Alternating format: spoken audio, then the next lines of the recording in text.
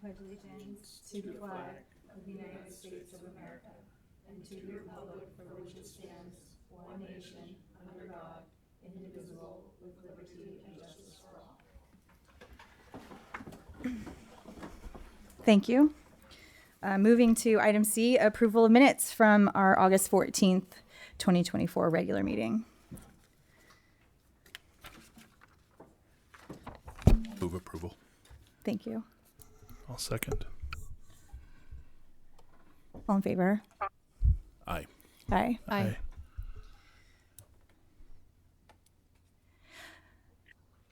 I will open up for oral communications. This would be a time that if you have something you'd like to state that is not on the agenda tonight, now would be your time to address the commission.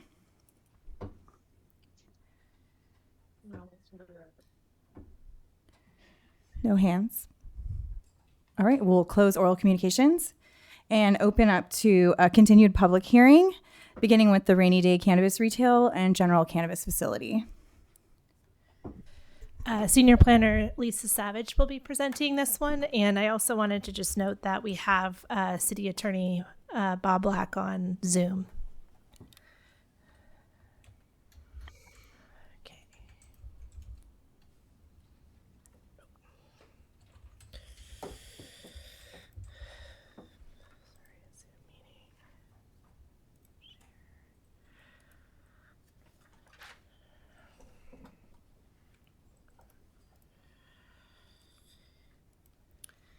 Good evening, Commissioners. This evening we have an application from Betsy Zinsman for a conditional use permit and coastal development permit for the Rainy Day Cannabis Facility at 520 2nd Street. It's on. There. Here's the general project location, which is located in Old Town. Zooming in, the red rectangle shows the tenant space. The subject parcel is located in the middle of the block on the south side of 2nd Street, between F and G Streets. Opera Alley runs directly behind the building, and the gazebo is located to the northwest. Here's the storefront looking south from 2nd Street. The applicant is proposing and is not proposing any exterior changes to the building. The building is located within the national recognized Old Town Historic District and is considered a contributing building to the historic district.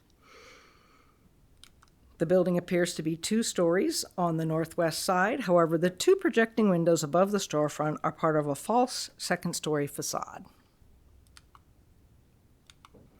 Here's the floor plan for the building. The business will include 1,200 square feet of retail sales in the front of the building, with cultivation, processing, and distribution in the rear. The applicant estimates having 20 to 24 full-time employees and an additional 4 part-time employees.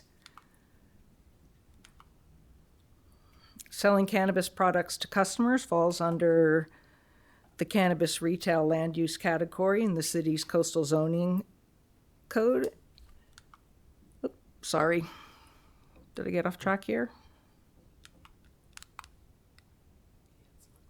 It's not clicking for some. There you go. Cannabis retail land use category in the city's coastal zoning code, and cultivation, processing, and distribution fall under general cannabis. The site has a core retail commercial land use designation and is zoned waterfront commercial and is located in the coastal zone where a conditional use permit is required for cannabis retail and general cannabis uses. Projects in the coastal zone requiring a CUP also require a coastal development permit. Here is a view from the storefront looking towards 2nd Street and the Vance Hotel. In the transparent storefront shown here, different farms and manufacturers will be showcased monthly, and in support of the current showcase manufacturers and farms, non-cannabis related products such as smoking accessories and branded merchandise will be available for sale. The retail cannabis products will be contained in a store within a store directly behind the non-cannabis merchandise area that will be created by utilizing partition walls and a locked door. Both areas will be open during business hours, Monday through Saturday, 10 a.m. to 9 p.m., to encourage pedestrian traffic. Since the retail cannabis portion of the cannabis facility is considered visitor serving, and in order to ensure the cannabis facility continues to include a prominent visitor serving component, a condition has been added stating that the general cannabis use is not permitted in the 1,200 square foot storefront, and the general cannabis component can only operate in conjunction with the cannabis retail use or another approved use and must maintain and utilize the transparent storefront during the operating hours to support an active and engaging pedestrian environment, including ensuring at least 75% of the total glass area remains transparent to promote views into the business, and prominently displaying merchandise or other visitor-serving aspects of the business. Based on the analysis in the staff report, staff believes all the findings can be made to approve the CUP and CDP for the cannabis retail and cannabis general uses. Therefore, staff recommends you hold a public hearing and adopt a resolution finding the project is exempt from CEQA and approving with conditions. When you're ready, I can provide the suggested motion, and I'm available to answer any questions. Thank you. Do we have questions from the commission?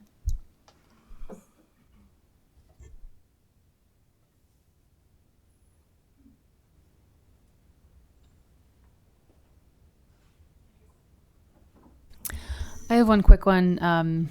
The analysis has a finding about odors, basically saying there will be no odors, but it's a cultivation facility in part, if I'm correct in reading that. Is that based on the cannabis permit that will have odor control? Could you talk about that just super briefly? That's correct, yes. Okay. So basically, if there were any complaints about odor, it would be back to that permit and there would be readings done. It would be. Okay. Thank you.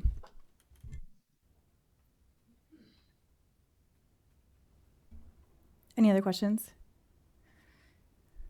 Okay. I'll open it up for public comment. Just as a reminder, you have 3 minutes. And if the applicant would like to speak first, you will have that opportunity now.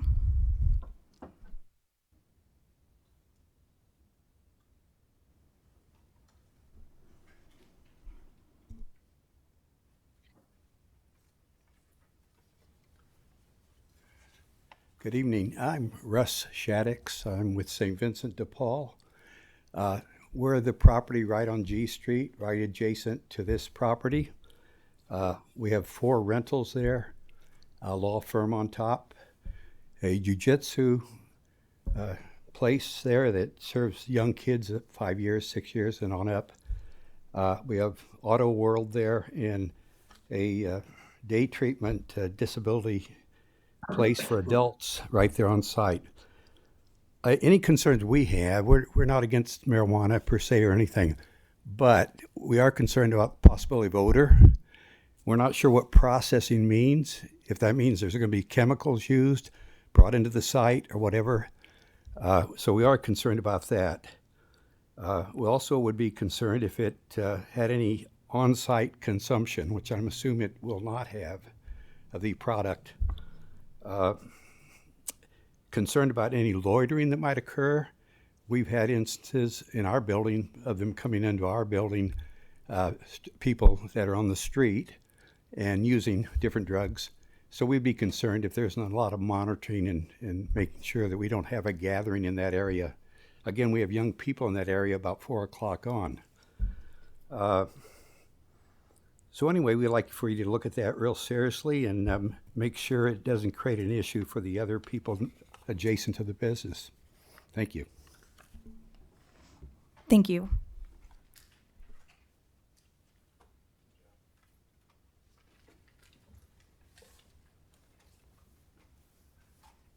Good evening. I'm Robert Santilli. I'm also with St. Vincent de Paul, and I'm on their board, and I manage our dining facility for the homeless on 3rd Street.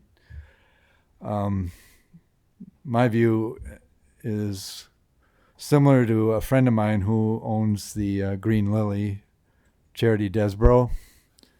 We've heard stories that the processing is going to use butane, and there's the fire concern with that. For me, though, it was more, why do we need another marijuana business in Old Town? There's probably 8 to 10 on that stretch from H Street down to South Broadway by the theater on 4th. And anybody who really has followed the rollout of marijuana in California, it tanked. I came from Denver, Colorado, where it took off because it wasn't regulated heavily. And so you got 20 other states that have legalized it, and we have the vacant lots behind our dining facility that prove that the commercial district that was the big promise for Eureka never took off. In fact, several of our neighbor businesses have already left. So I really question the need for another marijuana operation nearby. I appreciate everybody's time. Thank you for your comments.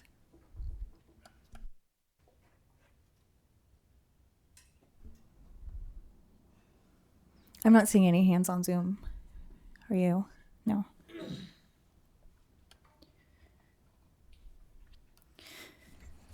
No. Okay. We will close the public comment and bring it back to the commissioners for a motion and discussion.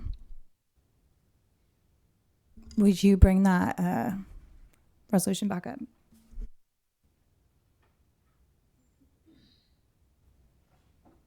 And I'd be happy to make the motion to get discussion started. So I move the Planning Commission adopt a resolution finding the project is exempt from CEQA and conditionally approving a conditional use permit and coastal development permit for the Rainy Day Cannabis Retail and General Cannabis Facility at 522nd Street. I'll second it for discussion. Thank you. I'd like to ask staff to clarify whether or not there'll be any volatile extraction or non-volatile extraction occurring at this facility. No, absolutely not. So can you flesh out for the public and us a little more of what processing will entail?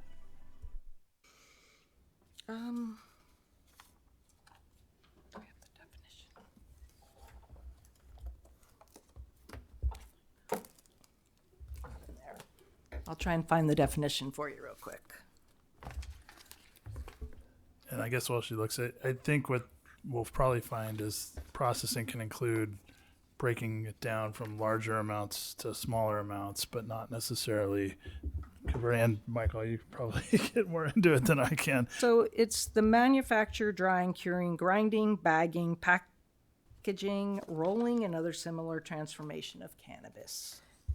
And then the thing that's not under, there's 3 types of cannabis facilities. Sorry, they told me not to talk so close to the mic, and I just did. Sorry, Access Humboldt. Cannabis general use, cannabis retail use, and chemical cannabis extraction use. So cannabis general use is basically allows anything but retail or chemical cannabis extraction. And chemical extraction is defined as cannabis extraction utilizing a chemical solvent such as butane, propane, ethanol, or supercritical carbon dioxide. So that would not be allowed under this use. And if they did in the future want to do that, it would require modification or a new permit. Correct. Oh, it's not even allowed in that zone. So it couldn't ever at the current. Okay. And just for confirmation, the city has not put a cap on cannabis businesses in the city limits. Thank you. I guess while we're clarifying things, on-site consumption is not part of this proposal. It is not. And that could come back to us if someone wanted to do that in the future, but that would be a separate item, separate hearing. Yes. We'd have to modify the permits to allow for it. But it's allowable. Okay, thanks. So kind of continuing in that vein, when it comes to the jiu-jitsu training, I know that there are regulations against being close to a school. How did staff parse that? The kids' participation in a coaching activity versus a school. We did not consider it a school.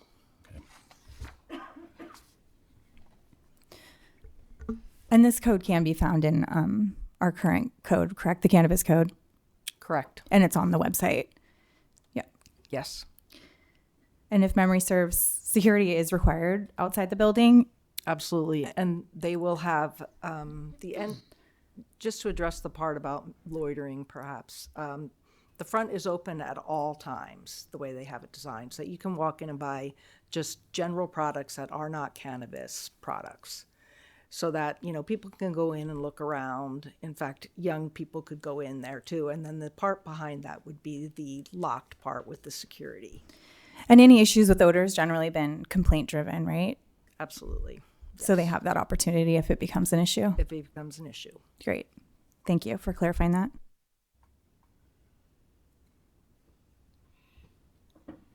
Any further discussion, or should we go for a vote?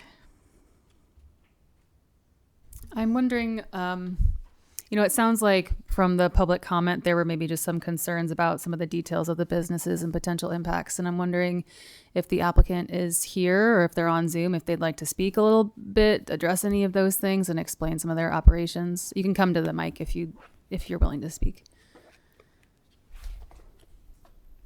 Yes. Regarding odors, we will have definite odor protection in place where there would not be any part of the employment. Excuse me, can we please have your name? I'm Betsy Zinsman. Yes, thank you. We'll have security to prevent loitering. I have kids myself. I take the safety of children very seriously, so I don't think that would be something that would affect the community. I'm trying to recall if it was odor, and then the Processing, any comments on types of processing? would be exactly what was said, breaking larger amounts into smaller amounts for retail sales. But no chemical extractions, no heavy odors should be detectable by anybody outside the building. Great, thank you for letting me put you on the spot. Thank you.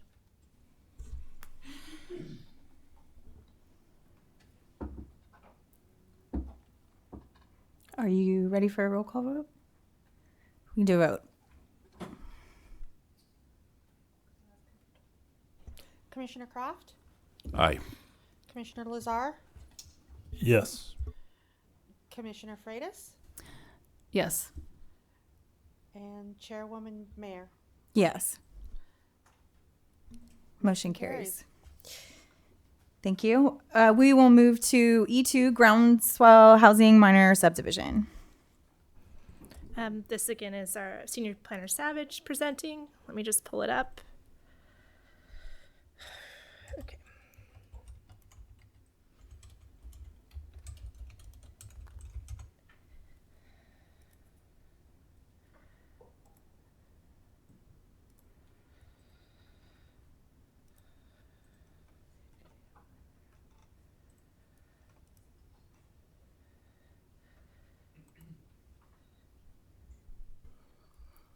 Good evening, Commissioners. This evening we have an application from Groundswell Housing, LLC for a minor subdivision at 965 West Harris Street. Although we are going to review the applicant's density bonus application and approval, the request to review the director's action on the minor subdivision pertains only to the subdivision, which is the sole discretionary aspect of the project. The density bonus and concessions and existing and future building permits are ministerial and not within the Planning Commission's purview.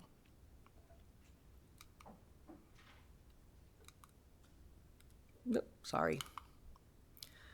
The project is located on West Harris, across the street from the Eureka VA clinic. Zooming in, the red rectangle shows the parcel proposed for the subdivision. The subject parcel is located in the middle of the block on the south side of West Harris Street between Oregon and Nevada Streets.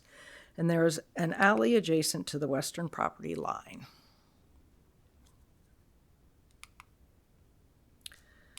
The applicant is proposing a minor subdivision to subdivide an existing 8,494 square foot parcel into 4 parcels. The resulting parcels will each be at least 2,120 square feet. The subdivision is located in the residential medium or R2 zoning district, where the minimum parcel size allowed is 2,000 square feet. The resulting parcels will be accessed via the alley from Harris Street. There will be a 20-foot wide PG&E easement along the west side and a 5-foot wide water and sewer easement along the east side.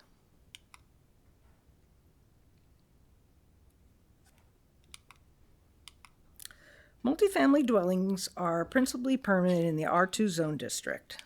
The maximum density is 1 primary dwelling unit per 2,000 square feet of lot area. And up to 2 detached accessory dwelling units or ADUs are allowed on a parcel with an existing or proposed multifamily dwelling. Therefore, prior to subdivision, up to 4 primary dwelling units and 2 ADUs for a total of 6 dwelling units are allowed on the existing 8,494 square foot parcel. With the proposed 4-lot subdivision, the density would be limited by the proposed 2,000 square foot lots, which would allow only 1 primary dwelling unit and 1 ADU per lot, while 2 detached ADUs are allowed on a parcel with a multifamily dwelling. Only 1 detached ADU is allowed on a parcel with a single-family dwelling. 1 single-family dwelling and 1 ADU on each resulting parcel would result in 8 dwelling units total, so it would look like that.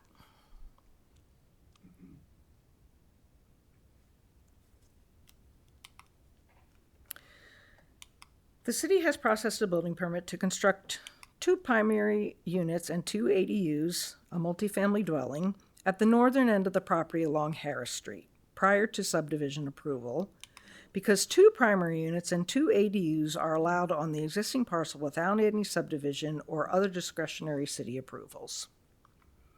In all zoning districts, up to 4 dwelling units are exempt from discretionary design review and can be built with only a building permit.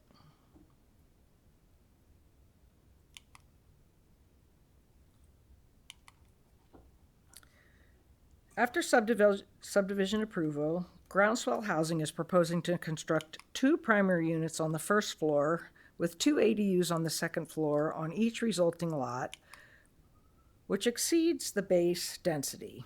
As I mentioned before, up to 1 primary residence and 1 detached ADU is allowed on each resulting lot per city code. However, the applicant has applied and been approved for a density bonus. They intend to deed restrict 100% of the dwelling units on each of the 4 resulting lots. 16 total for the 4 resulting lots, with 16 total, and reserve them for lower income households as defined in California Health and Safety Code. Density bonus law states that no maximum controls on the density are allowed for 100% affordable housing developments located within 1/2 mile of a major transit stop. And there's a major transit stop at the Bayshore Mall. It shows the distance between the 2.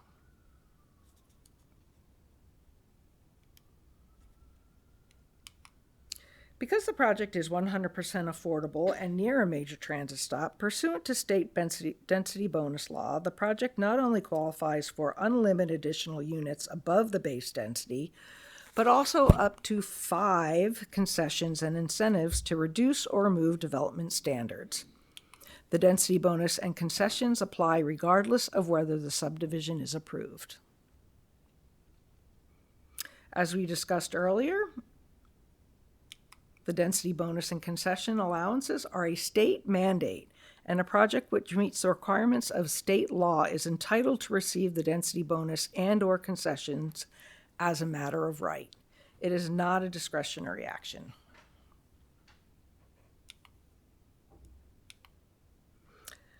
The Director of Development Services conditionally approved the minor subdivision on September 16th, 2024. A notice of subdivision action was sent to property owners within 300 feet of the project sites and provided 15 days for any interested party to request a public hearing before the Planning Commission to review the subdivision action. Oops. A request for a hearing was received within the 15-day appeal period. Oop. Okay. Where am I? Let's see. Oh, one more. There we go. That's the one that didn't pop up earlier. Sorry. Okay. The person who requested the hearing raised concerns on impacts to parking, access, alley paving, firefighting, and public safety regarding defensible space, emergency response, and more. These concerns are addressed in the staff report, but I'm going to take a minute to discuss access and public safety. Each of the resulting parcels will be accessed via the alley between Nevada and Oregon streets. Eureka Municipal Code, Section 155.308.010C1, allows newly created lots in residential zoning districts to have frontage on and take direct access from the alley. Per comments from Public Works Engineering, full-width alley paving will be required for the entire frontage of each resulting parcel at the time of development, which is consistent with Eureka Municipal Code, Section 98.31, Public Improvements for New Buildings or Structures, Guarantee of Installation. Therefore, a condition of subdivision approval for alley paving is not warranted, as it is already required by City Code.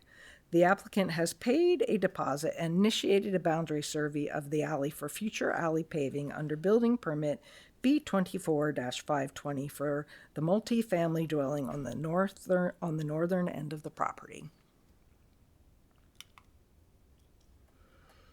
According to the Deputy Fire Chief, firefighting and emergency access is not an issue at this location.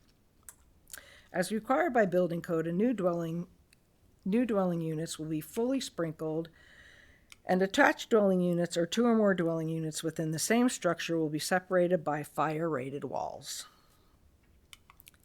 The water supply at this location is more than adequate to supply the water needed to fight a fire, and the 15-foot wide alley width is adequate for passage by their Tier 1 fire engines, provided appropriate signage is posted designating the alley as a fire lane and prohibiting parking in the alley.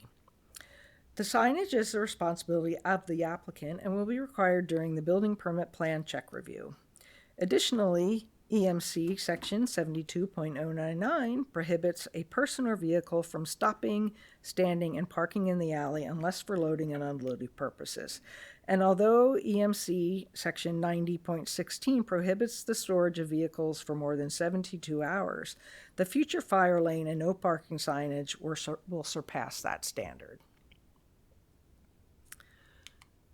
So, based on the analysis in the staff report, staff believes all the findings can be made to approve the minor subdivision. Therefore, staff recommends you hold a public hearing and adopt a resolution finding the project is exempt from CEQA and sustaining the director's conditional approval. When you're ready, I can provide the suggested motion, and I am available to answer questions. Thank you, Senior Planner Savage. I appreciate you going through the responses to the concerns and explaining the density bonus. That's very helpful. Questions for staff? Just to make it like extra clear, because I was a little bit lost in the density discussion, the only piece we're supposed to be weighing in on as the Planning Commission is if the subdivision follows our subdivision rules and if the subdivision is exempt from CEQA. Is that correct? So it's like basic math. Yes, correct. So the number of units is not in our purview. So we shouldn't even really discuss it. Is that correct? That's correct. Okay.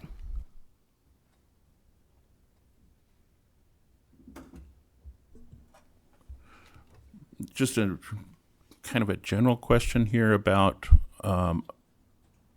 parking in an alley like this. How is that enforced? For the no parking in the alley, there will be signs, and it's the responsibility of the applicant, and that we will ensure that the signs are put up before we approve their building permit. And from there? I think it's also complaint driven, so definitely the neighbors could be the watchdogs and call code enforcement. Okay, thank you. Yeah, I have a question about the affordability commitment. So if I understood it correctly, 100% of the units would be affordable units. Is that right? That's correct. And then I read in the staff report it was less than 80% of the median income. Is that right? I think that's correct. Yes. And I was just looking at the Department of, I think, Housing and Community Development. The way I saw the breakout, I'm just trying to figure out what flavor of affordable, because there's 50 to 80% is lower income, and then 80 to 120% of median is moderate. That's what I'm getting. Do you know if it's in the 80 to 120 or it's the less than 80 but over 50? It's the less than 80%.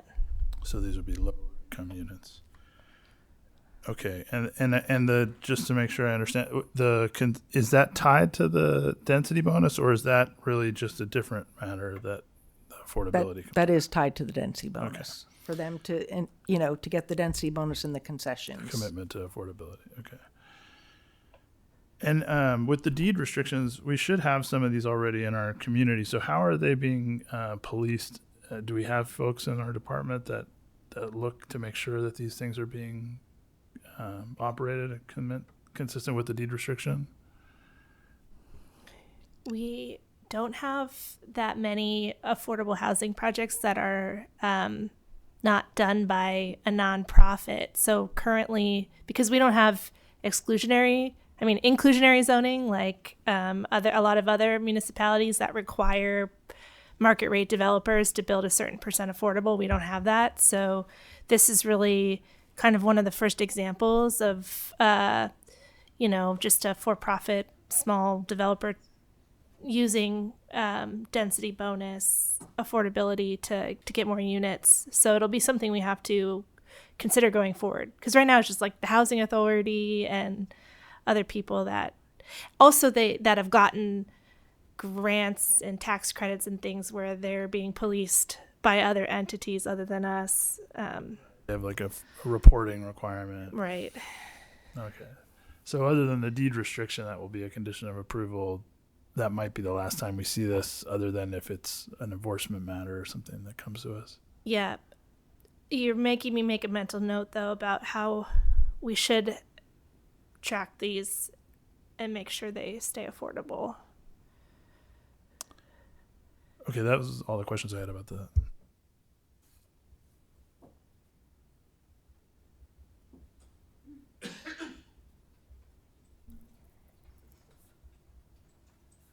Any further questions for staff? Okay, we'll open it up for public comment. Just state your name for the record, please, as well, and you'll have 3 minutes. Certainly, if the applicant would like to speak first, you're welcome to, but under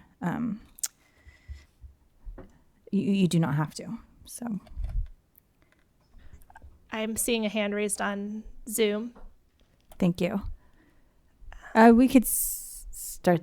All right, we'll start with Zoom. Is that the applicant? I think. Is that the applicant on Zoom? No, I'm not the No. applicant. I'm No. the person who requested No. the hearing. Oh, okay. Yeah. So we'll wait on Zoom then. We'll come back to you. Thank you. Good evening. My name is Matt Allen. I'm the managing member of Groundswell Housing.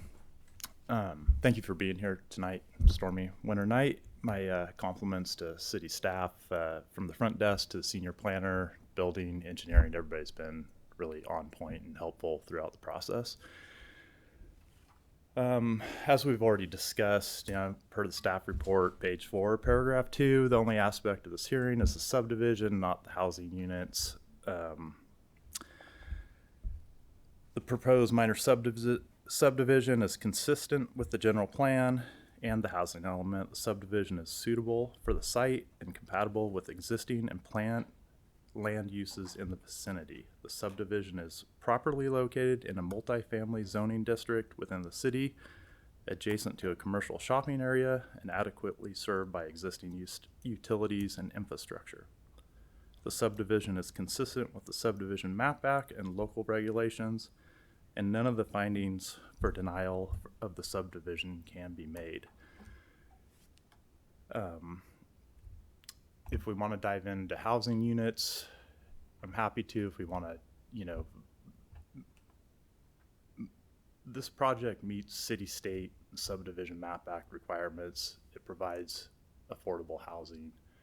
We're putting a 55-year deed restriction is tied to it, which is a really significant document and restriction. So as far as policing, the rental market caps will also police the affordability. These units, the size of them, when you look at the affordability index, they'll police themselves. But we also, take very significantly the document, the deed restriction that does police them.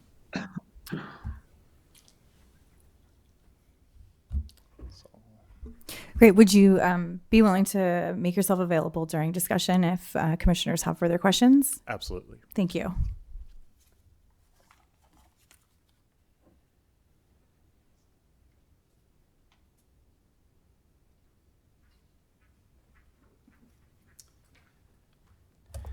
Good evening. My name is Russ Gans. I'm an attorney at the Mitchell Law Firm here in Eureka, California.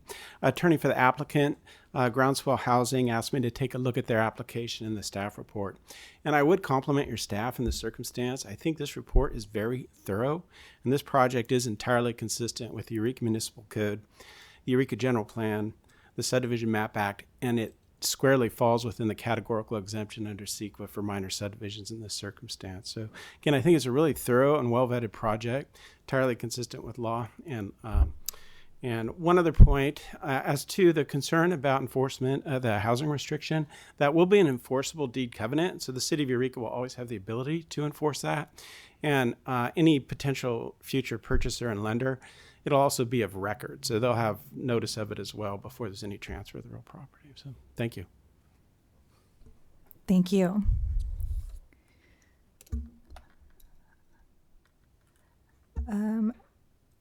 Okay, so we'll take the Zoom.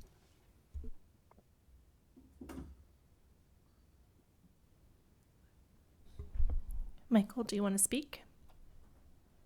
Yes, can you hear me? Yes. Okay, I'm trying to get my picture back.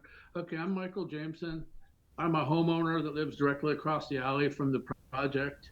And I have some concerns. I realize I've read all the paperwork. I've read the staff report. I realize there's a lot of state law at play that that oversees some of the things like parking. But some of my concerns are like the existing building that they've already constructed there. There is no second building ADU on the site. It's 4 apartments, 2 upstairs, 2 downstairs that are all the exact same size. So calling it a duplex with an ADU is kind of subterfuge. It's a apartment building, and 4 apartments on a lot that used to 4 apartment buildings on a lot that used to have a single house is an apartment complex. And the alley, this alley is unpaved. It had a chip seal on it until all the construction vehicles for this project bringing heavy gravel and drywall and lumber tore all the chip seal off it. So the 1 block alley is completely destroyed. It's a mud pit. And they propose paving 200 feet from Harris down to the edge of their property. And the rest of it's just going to get ignored. And the residents of the apartment building are going to have to drive up and down that alley with puddles full of mosquitoes and mud.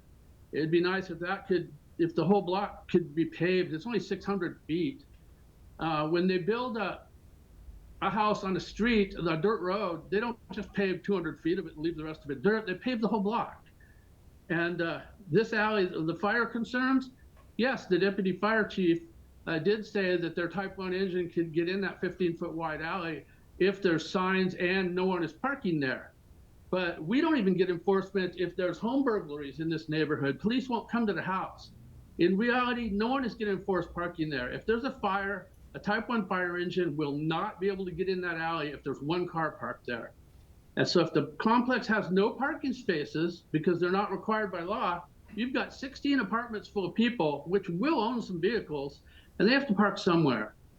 Harris Street through there is a red zone. You cannot park anywhere on Harris. Directly across Harris is AutoZone and VA parking lot. That's private property. If they park there, they're going to get towed away. So designing a project from day one that has no parking for underprivileged people is just causing them problems from the design project. If they park somewhere they're not supposed to, their cars are going to get towed away. It's going to cause hardship for the residents.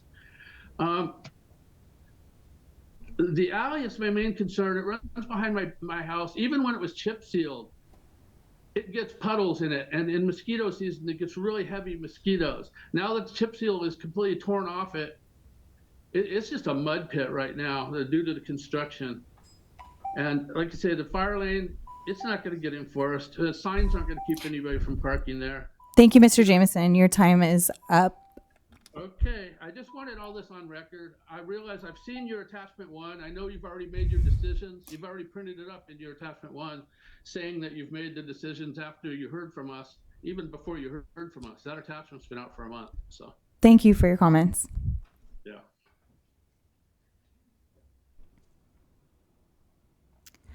Any further public comment from the audience? All right. We'll close the public comment and bring it back to the commissioners for motion and further discussion.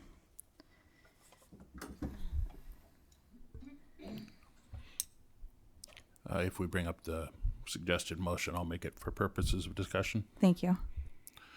I move the Planning Commission adopt a resolution finding the project exempt from CEQA and sustaining the Development Services Director's conditional approval of the Groundswell Housing Minor Subdivision at 965 West Harris Street. I'll second.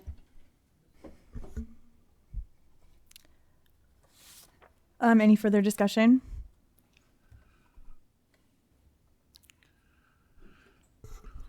Yeah. I understand Mr. Jameson's practical concerns. You know, my sense is based on the regulations that that apply, and I will add that it's a good thing that a private developer wants to help with affordable housing. I think there are good reasons to approve this subdivision, and it's not fait accompli. That decision happens with whatever the vote turns out to be now.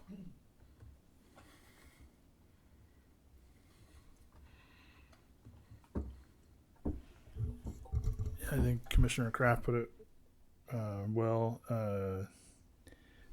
If I understand the parking concerns, I don't think that the subdivision exacerbates them. It really just establishes financing and the ability to separately hold the development lots, which sometimes is critical to having projects like this actually move forward. You know, it's harder to finance a large parcel versus 4 smaller parcels. You can use that as a starting point when you're a developer. And I do take to heart the concerns about maybe the unrealistic nature of people, owning vehicles that might live in a place like this. But I think part of it is recognizing when you're moving into a development that doesn't have accommodations for certain types of things, you make peace with that before you live there. And like the enforceability of the affordability components, I think it is sort of self-regulating. When you have units of a certain size, they're not going to rent for a lot. And when you have units that are limited in terms of the accommodations for vehicles, it's going to control the type of folks that live there and what they can anticipate or expect. So that's an assumption, but I think it's a fair one. So I don't find it troubling to allow for a lower parking.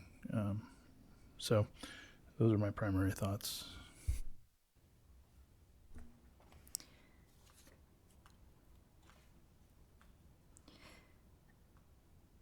Do you have a suggested amendment or substitution to the motion? I think the only other thing, and I'd just be curious if any of the other commissioners, we did hear questions about paving requirements and whether the entirety of the alley could be paved. I don't know how we get there in terms of requiring that as part of the subdivision approval. I don't either. Certainly the applicant is here and heard it and can make that decision. It's not required. Yeah, I'm guessing additional paving would probably, really increase cost burden to the applicant. It's not cheap to pave an alley. But it is kind of unfortunate that it's project by project and not the full alley length. But I don't think I would not recommend we put that burden on the applicant. Okay, if there isn't any suggested amendments or substitutions to the motion, we can go to a roll call vote. Commissioner Kraft, Yes. Commissioner Lazar, Yes. Commissioner Freitas, Yes. Chairwoman Mayer. Yes, motion carries. Motion carries. Thank you. All right, we'll move into public hearings new with the Edgar Minor subdivision. We have Assistant Planner Alex Gonzalez presenting this one. Which color is it, Alex? Green. Thank you. Sweet, thank you. Good evening, Commissioners. I'm Assistant Planner Gonzalez, and tonight I'm going to be presenting on the Edgar Minor subdivision of one parcel into 3 at 1005 N Street, of which the city received a request for hearing. So the project site is located in the northeastern portion of the city, west of Cooper Gulch, as pointed by the large yellow arrow. Zooming in, the red rectangle shows the parcel proposed to be subdivided. The subject parcel is located on the southeast corner of N Street and 10th Street. The site can also be accessed through O Street. Here's a draft parcel map. The applicant is proposing to subdivide the existing 23,200 square foot parcel from 1 into 3. Resultant parcel A will be 9,000 square feet. Resultant parcel B will be 6,400 square feet, and resultant parcel C will be 7,800 square feet. The site is located within the R2 zoning district, which does have a minimum lot size of 2,000 square feet. As discussed in the previous subdivision presentation, the project is required to follow the subdivision, the regulations set forth in the subdivision map act and EMC Chapter 154, which does include findings for denial and ultimately allows the director to approve minor subdivisions if the subdivision design and its improvements are consistent with the city's general plan. The director reviewed the subdivision and found that the draft parcel map does align with the applicable regulations.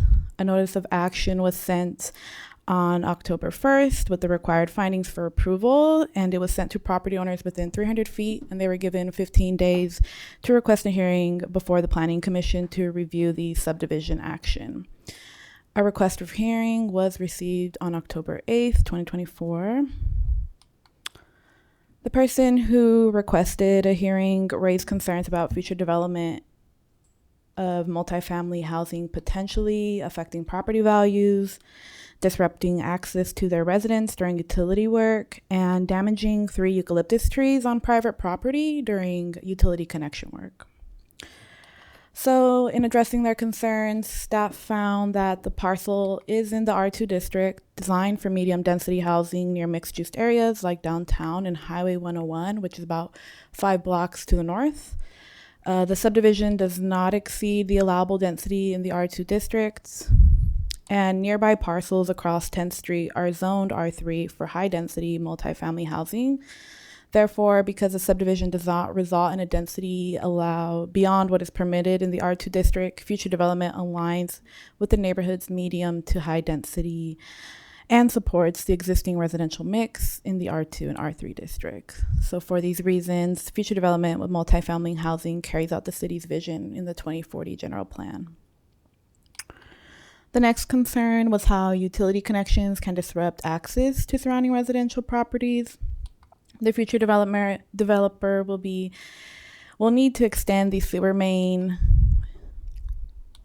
as shown here by the purple line, from 10th Street and connect natural gas lines, as well as connect electricity from a utility pole across 10th Street. There are 2 PG&E poles in the vicinity, on the south side of 10th Street at the corner of 10th and O, as well as across 10th Street north of resultant parcel A. That could be used instead of the proposed location that's shown in red. All work will be in the public right-of-way, and the city's public works department will require an encroachment permit and a traffic control plan, which is really meant to ensure minimal disruption. These processes are intended to ensure that contractors doing work in the public right-of-way conduct the work in the least possible inconvenience, with the least impossible inconvenience to adjacent property owners, including maintaining convenient access to driveways, houses, and buildings, and keeping temporary approaches to driveways and intersecting streets in good condition. So for these reasons, utility installation in the public right-of-way will not significantly impact access to surrounding residences during the development of parcels B and C. The draft parcel map shows parcels B and C receiving electricity from a utility pole in the public right-of-way, pointed at here with the red arrow, adjacent to 3 large eucalyptus trees in a neighboring yard at 10th and O Streets. So concerns were raised about potential impacts on the trees if branches need trimming for the utility pole, as well as possible root damage from installing sewer and gas along the public right-of-way, and their approximate location is shown by these 2 purple and orange lines. So on October 24th, city staff contacted PG&E, which clarified that PG&E does have the authority to trim or remove trees in the public right-of-way that interfere with their service lines. PG&E also indicated that while their natural gas services could impact tree roots, they are not responsible for damage to trees in the public right-of-way. Similarly, the sewer line work along 10th Street would occur in the public right-of-way, and the city is authorized to make improvements in the said right-of-way, even if there are unavoidable impacts to trees. City also has provisions in EMC 155, 304, 140 tree removal that allows the topping or removal of non-protected species without a permit. Eucalyptus trees are not a protected species, and if the utility work in the right-of-way damages the roots to a point, trees would need to be removed. A tree removal permit would not be required. There's also provisions in EMC 9803, trimming tree limbs required, that states that property owners are responsible for trimming tree limbs extended over streets to maintain a 10-foot clearance. This responsibility was confirmed by the Public Works Engineering Department. So therefore, for these reasons, while utility work may impact the eucalyptus trees, any necessary trimming or maintenance is the responsibility of the property owner to ensure compliance with city regulations, and would not prohibit the development of resultant parcels. So based on the analysis in the staff report and presented here tonight, staff believe all the findings can be made to approve this minor subdivision. Therefore, staff recommends you hold a public hearing and adopt a resolution finding the project is exempt from CEQA and sustaining the director's conditional approval of the Edgar minor subdivision.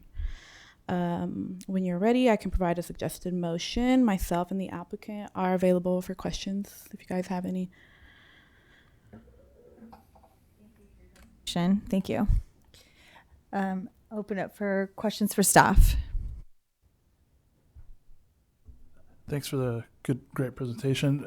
I saw in the communications with, I think PG&E, it seemed like where you landed with regard, and you did a good job of outlining there's several different options for bringing power to the site. Yeah. It seemed like ultimately it falls to the property owner in concert with PG&E as to which way they select. Exactly. They end up they do a service planning meeting with the PG&E engineer. In those emails, we also found that the utility pole doesn't belong to PG&E. So, and then there's those two other options. And when I was on the phone with PG&E, they informed me that the applicant would need to take extra steps to even use that proposed utility pole. So they may end up using the two adjacent ones instead. But we're not going to be able to get to the bottom of that tonight, it sounds like. No. Okay. Thank you.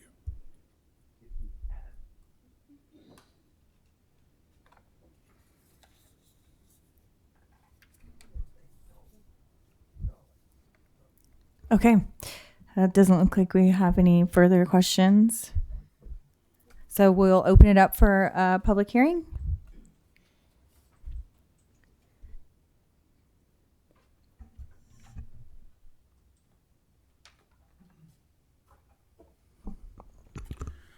Good evening, Planning Commissioners. My name is Evan Edgar. I live at 1005 N Street in Eureka. I've been there for 2 years. I bought the house from the craftsman on Parcel A from the Eder Shively family. They use it as their homestead since 1912, and I'm the second owner. When I bought the place, I made a commitment to the family that I was going to restore it, and I fixed up craftsmen my whole life. It's been a joy coming up to Eureka to fix up this craftsman. Along the way, I've been maintaining that lot back there. It's been costing me some money to trim the weeds and the bushes, so I decided to look into doing a minor subdivision. So that's why I'm here today to spin off lot B and C. I support staff recommendations. It was a really good look with Alex. I've been on it for a year. I hired a local engineering firm that knew how to do the parcel map and everything. I'm an engineer myself, so I really appreciated working with staff for the last year, and I appreciate your support tonight. Thank you very much. Thank you.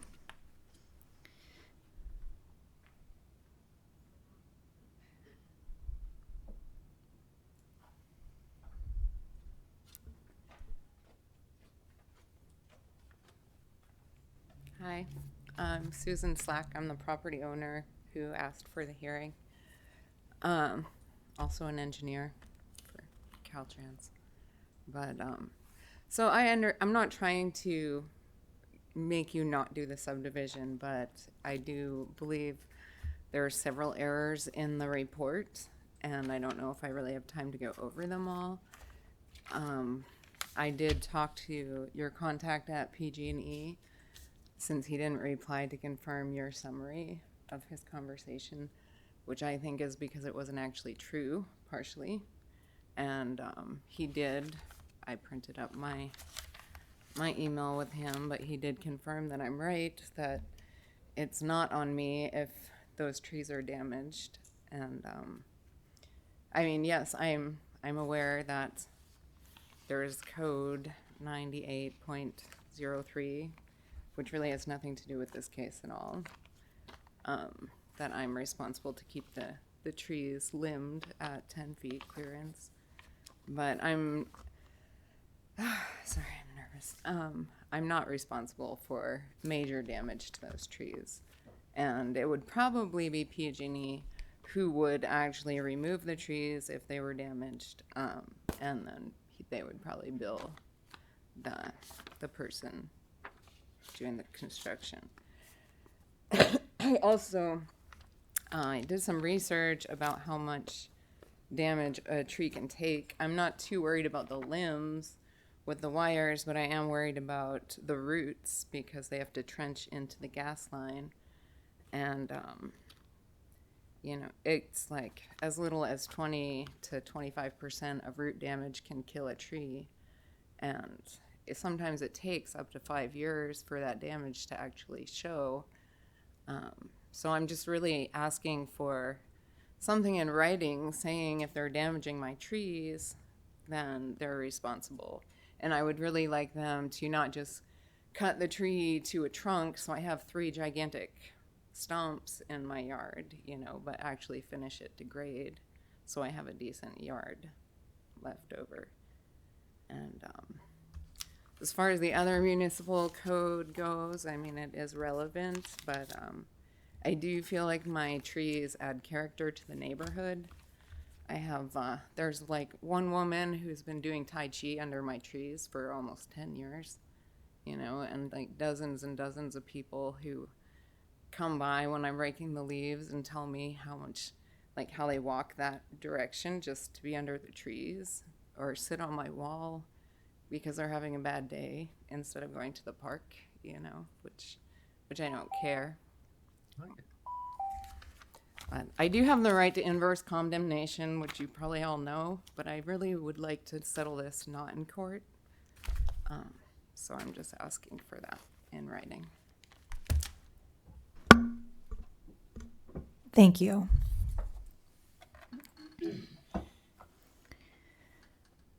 I'm not seeing any hands on Zoom. Yep, neither am I. Okay, I wasn't sure if that was everyone that's there. All right, we'll close the public hearing, bring it back to commissioners for a motion and any discussion. I'm happy to make a motion to start the discussion. Would you bring that resolution back up?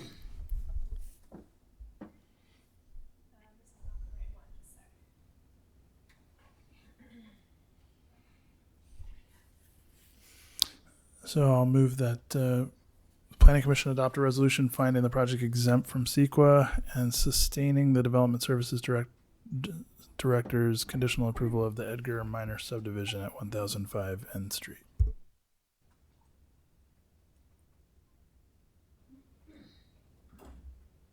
I'll second that.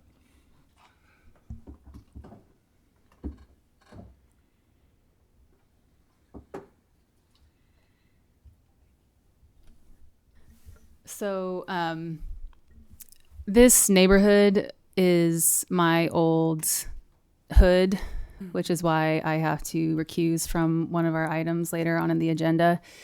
I know the woman who used to live in the house, but I have no like financial connection. And this is a fantastic series of trees. I definitely walk my baby past it all the time and used to when I was in the neighborhood. So thank you for maintaining gorgeous trees. Even if they are in the right of way, they definitely add to the community. And I totally understand that piece of it. So I know that, you know, there was a concern about maybe multifamily development. It sounds like maybe that's less of a concern than the trees. But just to focus on the tree issue for a second, I don't know if that's really something that's for us to negotiate. It sounds like it's a PG&E matter between private property owners potentially, but could someone on staff provide us guidance? Is there a way we could create a recommendation or a condition associated with what the what this member of the public has asked us to do? Attorney Black, can you weigh in on this?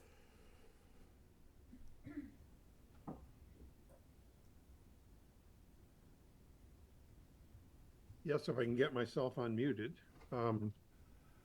You're unmuted. We can hear you. Great. So I do think that the Planning Commission is in a position to basically weigh in, but I don't think that it directly affects approval of the subdivision. In other words, I think it's a matter that has some separation from the Planning Commission's duties to evaluate this as a subdivision application.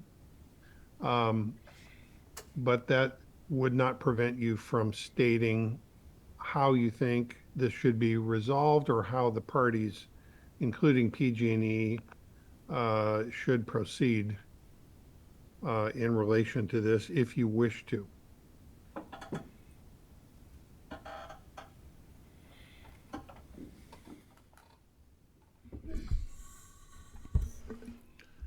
And for other members of the commission, it sounds like the interested party was requesting that we recommend PG&E provide something in writing outlining what steps would be taken in the case of the trees being damaged in the next 5-year period, to the extent that they were lost.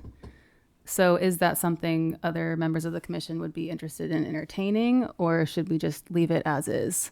I could try and put language together, but if there is an interest, I would support moving this forward as written. You know, we often find ourselves balancing, you know, a set of technical rules that we're applying and trying to encourage people to be good neighbors and work together. And I think that's where we are here. I would be supportive of some kind of message from us as a body that says, you know, we really want to make it clear that we like this. I don't know these particular trees, but I will say I've actually written not one but two poems that specifically have eucalyptus trees in them. So I'm a bit of a eucalyptus tree hugger. But, you know, I don't think what we have will have, you know, any force of law, but I do think it would be appropriate for us to try, and I would encourage the property owner, the applicant, to do what he can to, you know, access those other poles or try to work with PG&E to limit any particular damage. And like Commissioner Freitas, I do think that we should move this project forward. Do you want to amend the motion? Yeah, I'd be willing to take a crack at it. Although before I do that, it might be helpful for the person who requested a hearing to come back up one more time and just clearly identify what specifically your request is in terms of what kind of language you're looking for, and then we can try and craft that into something within our purview.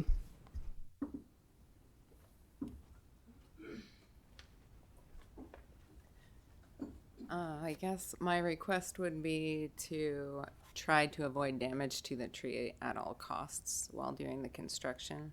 There are methods of trenching that you could try to minimize those damages, but if it's unavoidable, that the cost to repair my property and eliminate the trees would not land on me. Okay, I will do my best.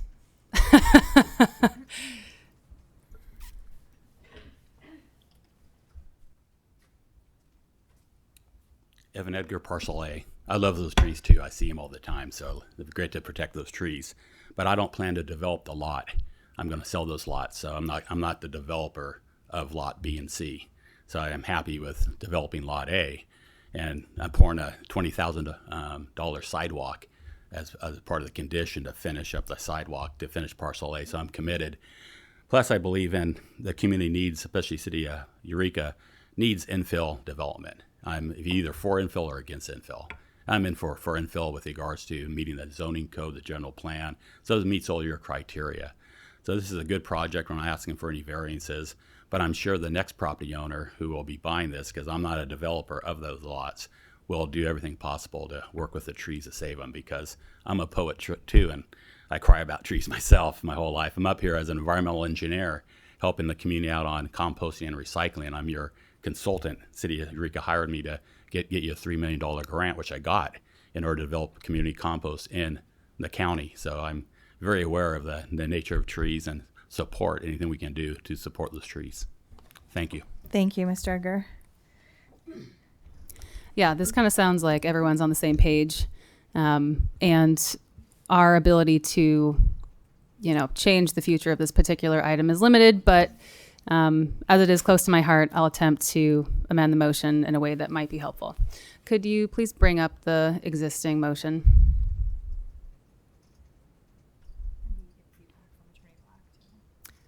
Oh yeah, and then once I've made it, Attorney Black, if you would like to comment, please feel free to unmute yourself and provide guidance to the commission.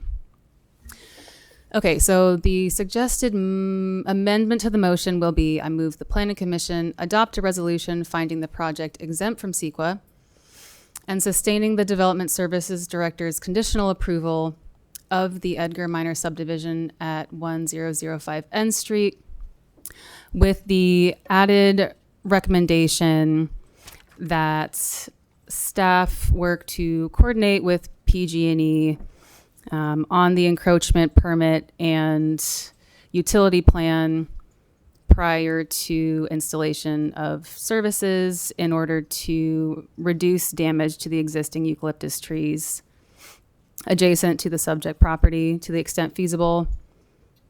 And in the case of damage to the trees, work with PG&E to ensure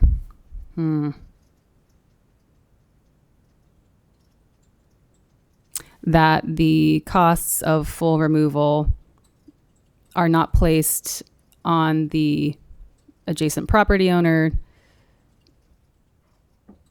if in adherence with PG&E policy. I'm open to suggestions on ways to make that shorter or more effective. And if Attorney Black has feedback.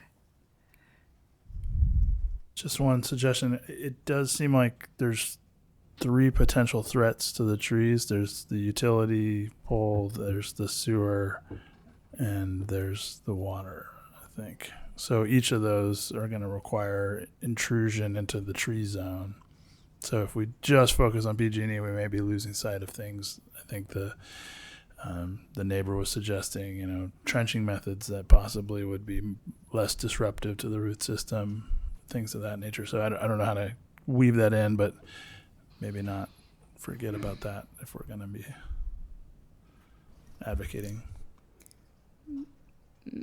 I think the city avoids impacts where feasible. So I'm fine with that recommendation. I just don't want to make us liable for something that we aren't typically liable for, which Attorney Black can weigh in on.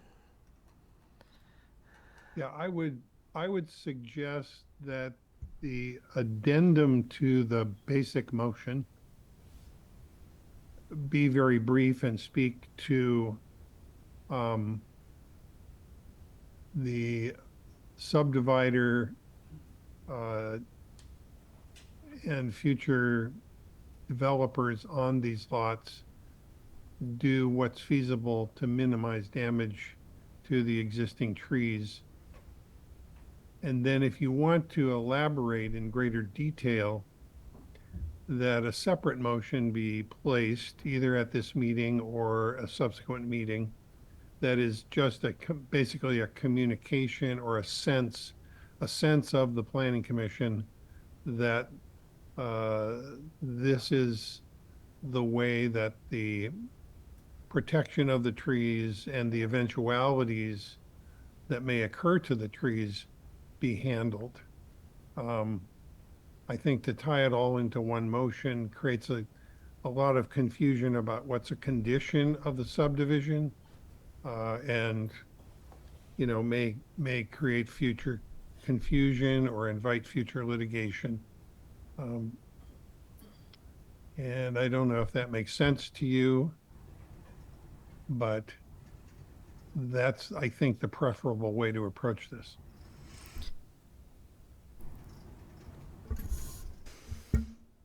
So maybe another alternate amendment could be something to the effect of, and the Planning Commission recommends that PG&E and city staff, as part of the utility control plan, minimize impacts to the existing trees to the greatest extent feasible. So I think that as part of the basically an amendment to the staff proposed motion, I think would serve well. And if you want to elaborate or have further communication, especially with respect to PG&E, I think you could do that. And you don't have to do that, and you might also, I don't see the urgency of action on that, so you could postpone that to a future meeting and ask for staff to assist in perhaps proposing that more detailed communication. Yeah, I'm a little unclear on how that would work, but I could probably coordinate with the director on that. And if it makes sense, we could come back with a game plan. So I'm comfortable with that more simplified motion. If anyone would be willing to second it, assuming staff feels like they have it captured. I'm just wondering, point of order, Commissioner Lazar made the original motion. Some Attorney Black, what's the best course for, do we ask Commissioner Lazar if he's okay? Commissioner Lazar could accept that as a friendly amendment. Right. And I forgot who seconded, but that would have to be adopted also by the second. Commissioner Kraft. And I'm prepared to do that. Happy to second that. All in favor? Aye. Aye. Hope it helps. Motion Thanks. carries. Like the tree huggers. Thank you. We will move to F2, Ingomar Club Pool Terrace and Garden Redesign. I got it. All right. This next one is, again, Assistant Planner Alex Gonzalez. And we have Commissioner Benson in the house if we want to invite him in.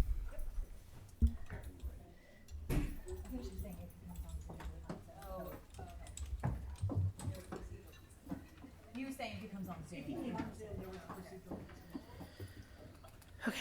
But for the record, he has arrived. This late hour, I just got out of teaching my class. We are starting F2, which is the Ingomar Club Pool Terrace and Garden Redesign. Okay, good evening, commissioners. Tonight I'm also going to be presenting the Ingomar Club Pool Terrace and Garden Redesign project at 143 M Street.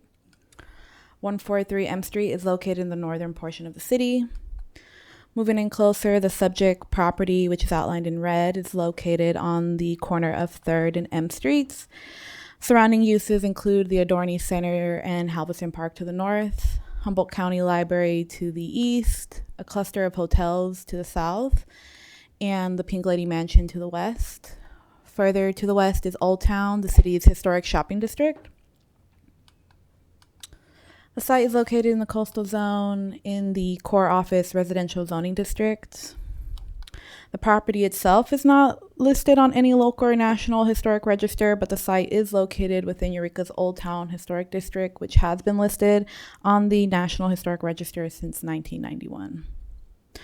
Other than ADA improvements in the northern parking lot shown in yellow, the proposed project is located in the southern portion of the site. History of development. The mansion was built in 1885 by William Carson and includes a 3-story, 18-room residence with a detached carriage house and shop, which still exists today. The property was acquired in 1950 and established as a private club in the same year. The club formalized as a nonprofit in 1951 to help maintain the mansion through membership fees. The club was established prior to the general plan, the city's first general plan in 1965 and the local coastal program certification in 1984, and therefore the use was allowed to continue as a non-conforming use. Early site development, according to Sanborn maps, the southern portion of the site initially held a dwelling unit and a greenhouse in 1920, but they were later replaced by a kitchen garden and a larger greenhouse. In the 1950s, a swimming pool and garden were installed, replacing the previous kitchen garden and greenhouse, which are now non-existent. According to a historical report submitted by the applicant, it is unknown when the original greenhouse structure from the 1920s was removed and eventually replaced with the pool and garden and the current greenhouse. It also is unknown what shape the original garden was in when the club acquired the site and replaced it with the existing swimming pool in the 1950s. Therefore, because the original greenhouse and kitchen garden no longer exists, there is no existing landscape resource of historical significance implicated by the project. Between 73 in 1990, the club added features including a kitchen, ADA improvements, and a private restaurant and bar. A lot line adjustment in 1990 expanded the off-street parking. Here is a site plan of the project. The applicant is proposing to redesign the southern portion of the site in 5 phases over several years. I will be breaking down the improvements proposed in each phase, and the shapes will be calling out the general location of the proposed improvements. So phase 1 replaces the existing pool with a new kid and adult pool. It adds a terrace and fire pit, relocates the gazebo, and makes ADA upgrades. Phase 2 upgrades the pool bar with energy efficient equipment, and that one is outlined in green. Phase 3 constructs a conservatory building and covered sitting area with a fireplace. Phase 4 creates an event lawn and stage and adds an event services, restroom, and storage building. Phase 5 builds 2 multi-purpose sports courts, and each phase will have an element of landscaping weaved into them. There are a total of 10 accessory structures, 7 of which will exceed the maximum 12-foot height limit in the OR district. Notably, main structures in the same zone district are allowed to be 100 feet tall. As part of the project, the existing non-conforming use will be legalized.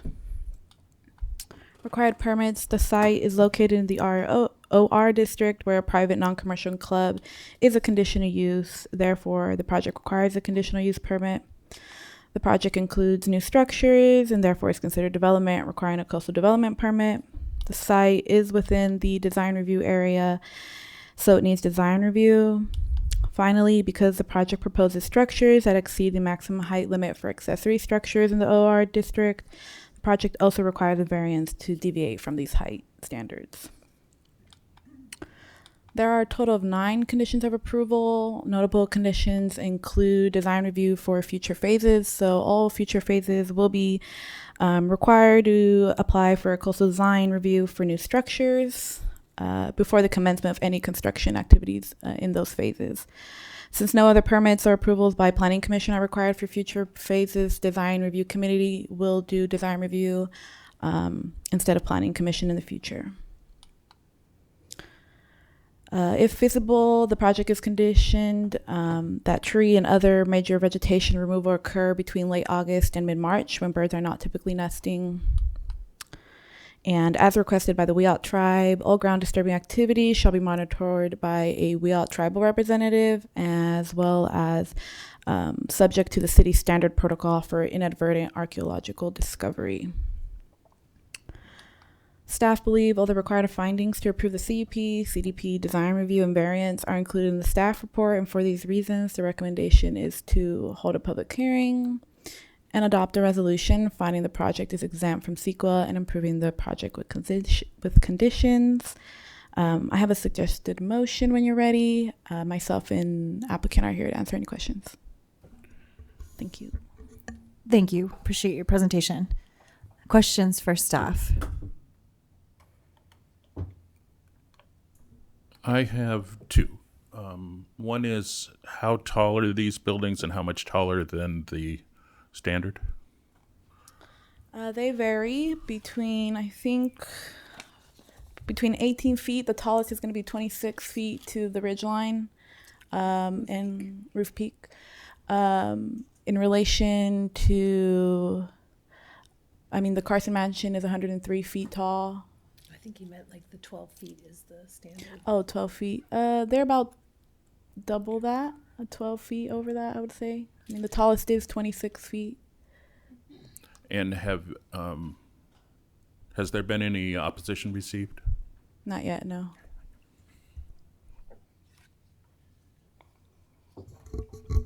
My question was about landscaping. So, this portion of the property is sort of, I guess it's separated from the street by mature vegetation, and it's hard to really parse from the site plan how much of that existing vegetation that lies along the southern and western boundaries would be retained. Do you have a feel for, is there going to be existing mature vegetation preserved along the fence line that borders those Yeah, streets? the applicant expressed that's going to be retained almost completely. Because it gets pretty thin on the site plan in a couple places, and I just wasn't sure if there was the ability to accommodate those phases and preserve some of the vegetation. Yeah, the plan is to retain those, so it should that visual barrier should still exist.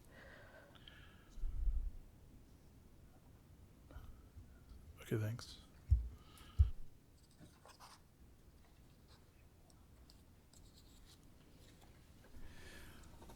Yeah, I have one question.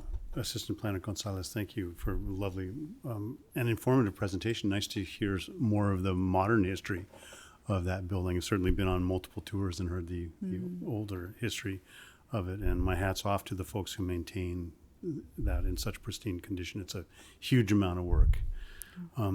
Anyway, the question I have is, you mentioned that there's 5 phases of work to be done. And so is design review going to happen for each of those phases? Depending, I think that's the applicant's. Yeah, you could.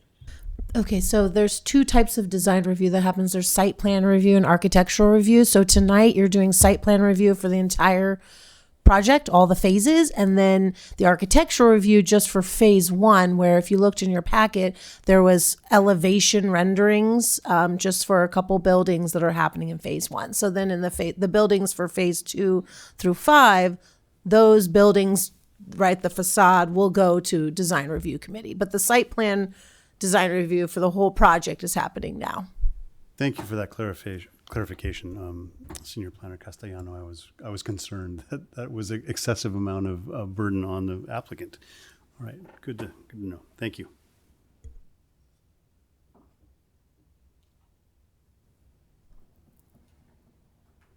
Okay, looks like no further questions. We'll open it up for a public hearing and give the applicant a first opportunity to speak if they so desire. As a reminder, you have 3 minutes, and please state your name.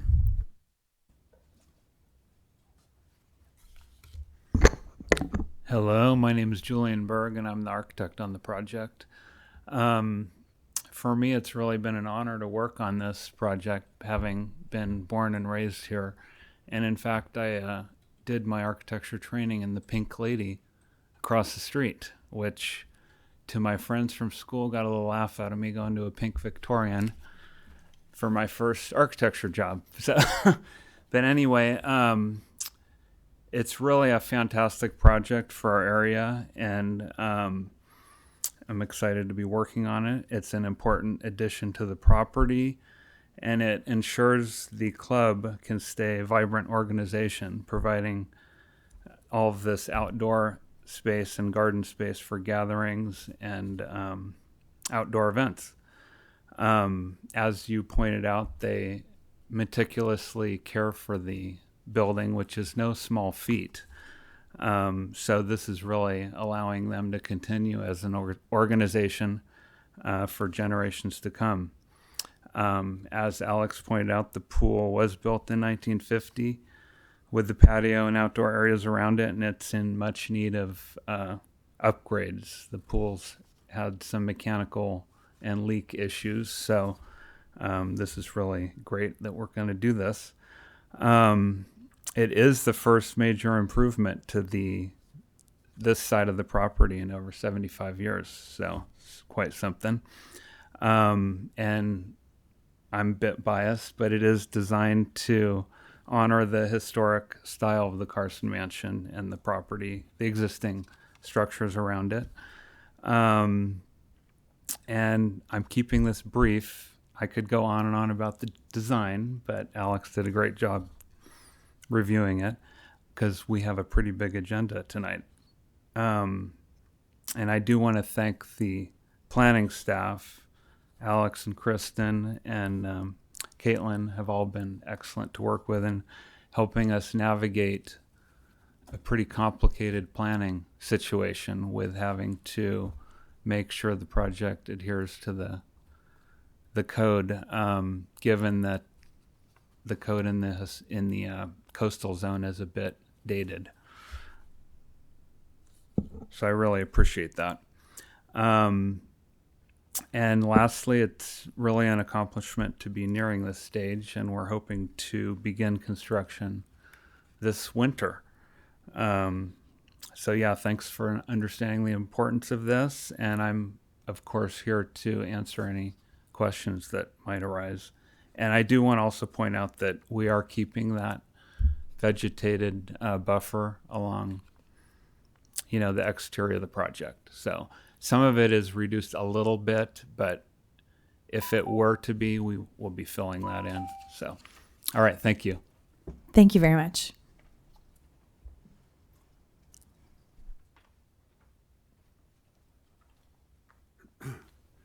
Good evening. My name is Nick Lucchese, and I've been a member of the club for 22 years, and I'm the member who's been charged with sort of pushing this project along for the last year or two while we've been talking about it.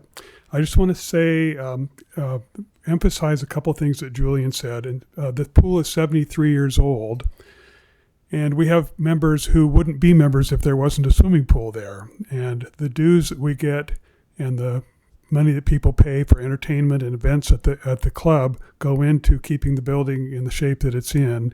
So I'm trying to make a line from a direct benefit or indirect benefit from the pool and the garden to this public benefit that we have of having this beautiful building in our downtown and stuff. So we need to upgrade it. The pool is past its due date quite a bit. That's the biggest thing. And in doing so, we wanted to make a place that will attract more members and will provide a place where people will be happy to spend their money on food and drink and stuff and everything, and continue the stewardship that we have of this building, which is the reason I'm a member. Keeping the building up is the reason I'm a member. Thank you. Thank you.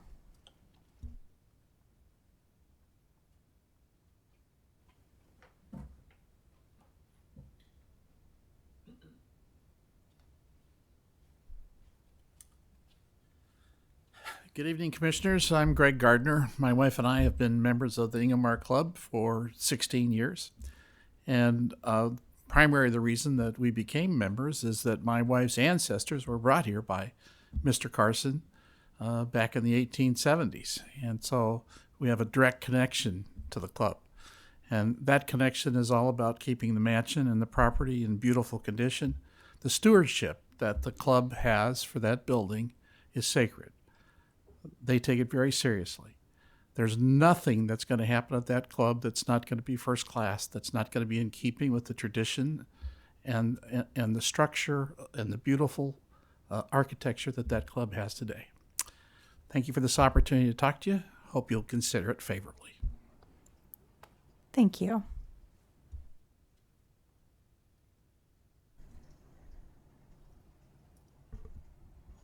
Looks like we're clear on Zoom.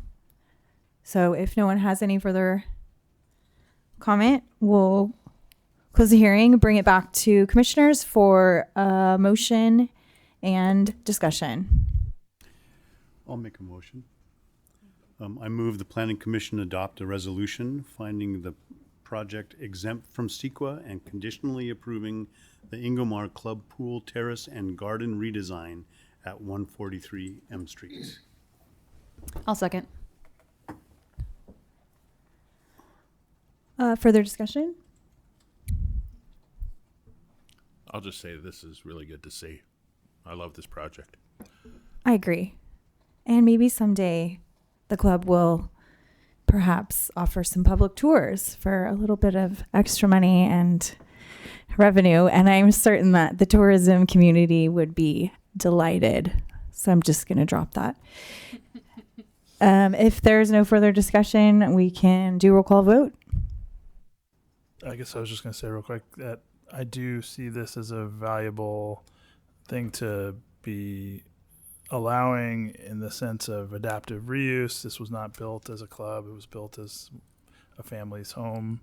But buildings need to evolve, and this is a clear example of how that, through that evolution, you either are able to retain these historical buildings or you aren't, and how they evolve into the future. It's not a one-time thing. It's iterative. And so this next era that we're sort of ushering in with this is just as important as the last. So I am grateful for the stewardship that's gotten us this far. will say I find it ironic that it's not on the National Register of Historic Places, but I guess this illustrates that even when not on the National Register, it's still subject to local scrutiny. So I guess that's not quite so essential. But thank you. The call vote. Commissioner Benson? Yes. Commissioner Kraft? Yes. Commissioner Lazar? Yes. Commissioner Freitas? Yes. And Chairwoman Mayer? Yes. Motion carries. Thank you. Does anyone need a break? We have 3 items left. You guys good to go? Should we roll on through? Yeah. You guys are okay? Thank you. All right, we'll continue to F3, Gauthier Accessory Dwelling Unit. I'm not sure if I pronounced that right, but can correct it in your presentation. Yeah, and we have Assistant Planner Penelope Kirsch presenting this one. What color is it? Dark blue. Okay. Whoops. Share this one. No, that one. This one. The other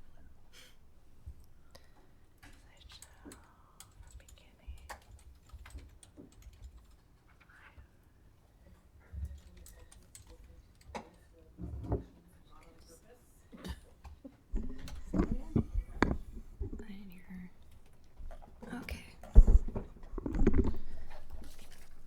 All right. No, it's fine. We're good.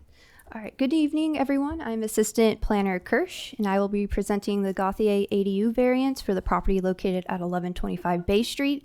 The applicant is requesting approval of a variance to allow deviation from minimum rear and side property line setback standards for the accessory dwelling unit that was constructed without permits. Here is a bird's eye view of the project location. Bay Street is north of, north of Myrtle Avenue between 2nd and 3rd Sloughs. The property is an interior lot located on the east side of Bay Street with developed residential parcels directly to the north and south. The Faith Center Foursquare Church parking lots located across the street to the west. There are 2 developed residential parcels to the east of the property which contain riparian vegetation. On February 9th, 2024, the city's code enforcement office received a complaint from a tenant of the property that plumbing was backing up into their residence. Code enforcement went out for an inspection and found that the residence was an unpermitted ADU. Code enforcement advised the property owner to contact the building department to begin correcting the violations. On February 18th, 2024, the owner applied for a building permit to correct these violations found during the code enforcement's inspection. During the building permit review process, it was found that the unpermitted ADU was constructed in the early 2000s and is located approximately 2 feet 9 inches from the side lot line and 2 feet 9 inches from the rear lot line, per applicant's site plan. And above here are photos of the ADU and our building official, Brendan, measuring the side setback. Per Government Code 66314 D7, a setback no more than 4 feet from the side and rear lot lines is required for an ADU. Since the construction occurred after the establishment of the Coastal Code in 1966, the ADU cannot be considered legal nonconforming. According to the applicant, the relocation of the ADU outside the minimum setback area is not financially feasible given the structure's slab foundation. As a result, the applicant is requesting a variance, and per the Coastal Code's variance section found in Article 25, the city is empowered to grant variances in order to prevent or lessen such practical difficulties and unnecessary physical hardships as would result from a strict or literal interpretation and enforcement of certain regulations. In order to approve the variance for reduced setbacks in the coastal zone, the Planning Commission must make all the 6 findings. And here are the findings, and for the purposes of saving time, we won't get into all that. Based on the analysis in the staff report, the findings can be made for the proposed variance to deviate from the 4-foot rear and side property line setback standard for the unpermitted ADU. Approving the variance is the first step in the after-effect permitting of the ADU's construction. If the variance is approved tonight by the Planning Commission, the applicant's next step is to apply for a coastal development permit, or CDP. And if the CDP is approved, then the applicant can continue processing the building permit, which is currently on hold. Staff recommends the Planning Commission hold a public hearing and adopt a resolution finding the project exempt from CEQA and conditionally approving the variance. And we have a suggested motion, but we'll stop screen sharing for discussion. Thank you, Assistant Planner Kirsch. Questions for staff?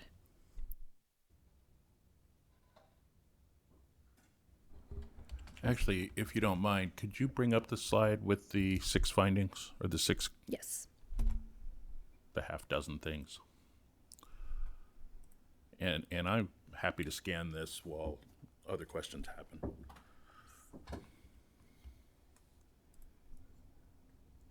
Yeah, my question was just, has there been any communication with the neighboring property owner that actually is most close to the reduced setbacks? Like, has there been any contact, or are they aware?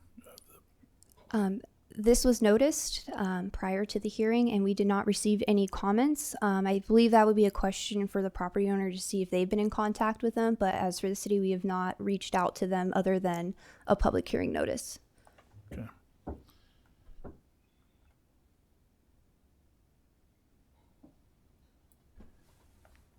Can you help the commission understand, how this is not a grant of special privilege? Let me give it my best shot. Okay. Okay, so there's a few reasons, and in the staff report, I think the main one is the Bay Street was developed in the late 1850s and is continuously been developed, and most of the homes, like I believe in the staff report we put in the 1949 Sanborn map, the majority of the structures before the coastal code was implemented are actually located right on the property line or within setbacks. So this isn't really out of the norm for that area to have structures located so close to neighboring property lines. Thank you.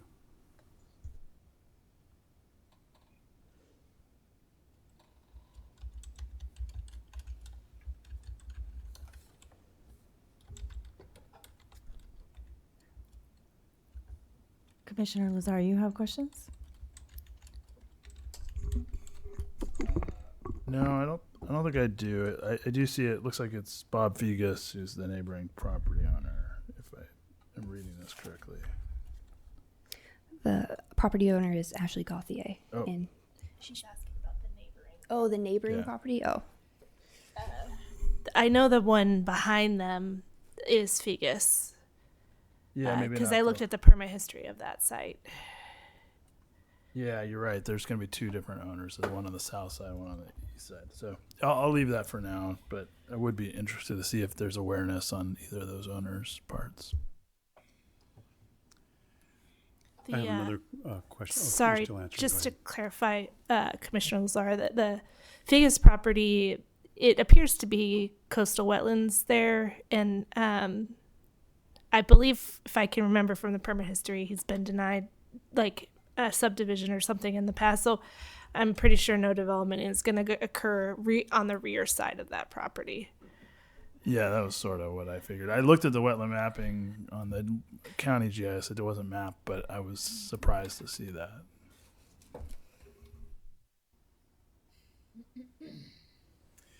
So my question was, I understand the 4-foot setback, general rule, but I'm wondering, and there's a lot of reasons for that 4 feet. One of them, I'm assuming, is drainage, that there's some kind of a drainage pathway, and so I'm wondering. What I didn't really hear in the report was, if roof runoff is running directly onto the neighbor's property, how the stormwater is being routed without there being any kind of setback, and whether that's deleterious to the neighbors in any way. Yeah, so during our site visit that we had with Director Kenyon and our building official Brendan and the property owner, we discussed where the stormwater will be going off from the roof line. And we did make note and tell the applicant that it should be directed away from that wetland and away from off of the neighbor, going into the neighboring property line. So that will probably be addressed within the building permit. When that review is done, the stormwater engineering public works will be able to review that, their stormwater plan. Okay, thank you. Thanks.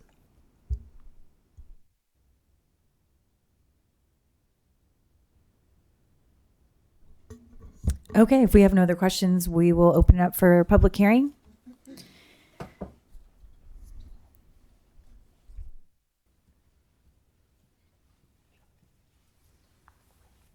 Hello, my name is Ashley Guther. I am the sole owner of the property. I took I received the property out of my divorce in 2020, and that's the only thing that I have at this time as rental wise. I work almost full time, and with the income from that property, I kind of barely make ends meet. So I do greatly rely on that rental. I was unaware that it was completely not permitted. It was my ex-husband, general contractor, that did all the work to it. So we've had it rented for close to 10 years now. We've always had great tenants in it. It was the tenant in the main house that actually had some complaint issues that was brought to my attention. They were immediately addressed with Roto-Rooter. I am working with a licensed general contractor now who plans to do everything up to code and work closely with the building department to do so. As for the neighboring property, the house to the side that you guys asked the question about, the house sits really close to the street, whereas that one sits towards the back of the property. So I don't see any issues. I do know that notices were sent out and no one had any questions or complaints. That is also a rental property and the owners live out of state. So I don't think that there's any concerns there for the property to stay where or the rental to stay where it's at.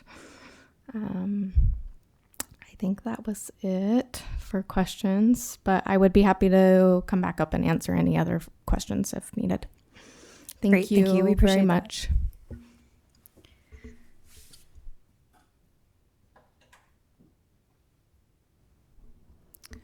I'm not seeing anyone on Zoom, and if no one else has comment, we will close the public hearing and bring it back to commissioners for a motion and discussion.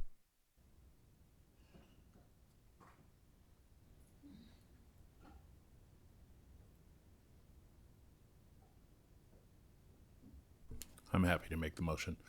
I move the Planning Commission adopt a resolution finding the project exempt from CEQA and conditionally approving the Gauthier accessory dwelling unit variance at 1125 Bay Street. And again, sorry if I mauled your name. I will second. I have a question for staff, I guess. Sorry I didn't raise it earlier, but I found it a little bit bizarre, but not totally not totally surprising. But the estimation on the date this appeared was 2000s. I saw in the 2003 satellite imagery on Google that it seemed like it was present. So is that unusual that something that's 20 plus years old has come to the department's attention as an unpermitted structure? And I'm prepared for you to say no, but I'd like to know if that is the case. I don't know. We find unpermitted structures all the time, but Sure. I don't know about that particular length of time. I don't think it changes how we make the findings. I just was curious. I think probably one thing I was kicking around, I guess, while we discuss this is just,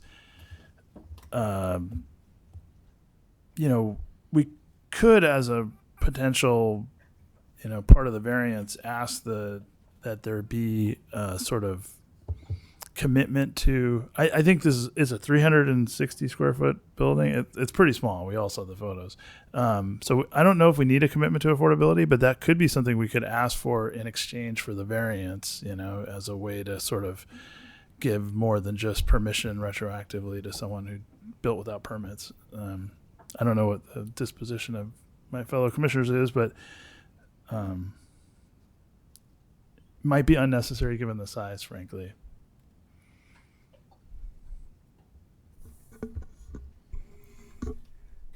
It is currently being rented out at an affordable rate. We did use the housing authority calculator and use the rent given by the owner and put that in our calculator and found that it was deemed affordable. Do you know what type of affordable? Was it moderate, very low? Moderate being 80% to 120%? It was lower income. So 50 to 80. So 80, 50. And Commissioner Lazar, I have it on my future zoning code updates dream board to have an amnesty program for ADUs and do just that, like grant amnesty in return for deed restricted affordable. That was the thing I realized is doing the ADU means it'll never be a short-term rental, right? Like under state law as it stands. So we can't get that out of it, but that's where the affordability aspect could be. But I think given its size, it's a very small building that will kind of self-insure its affordability. Yeah, I agree. I think I'm not super for or against the concept, but at 360 square feet, it's bound to rent probably below market. And until we have some kind of income verification process for private businesses, I don't know how we'd enforce it anyway, but it's something I think we should have.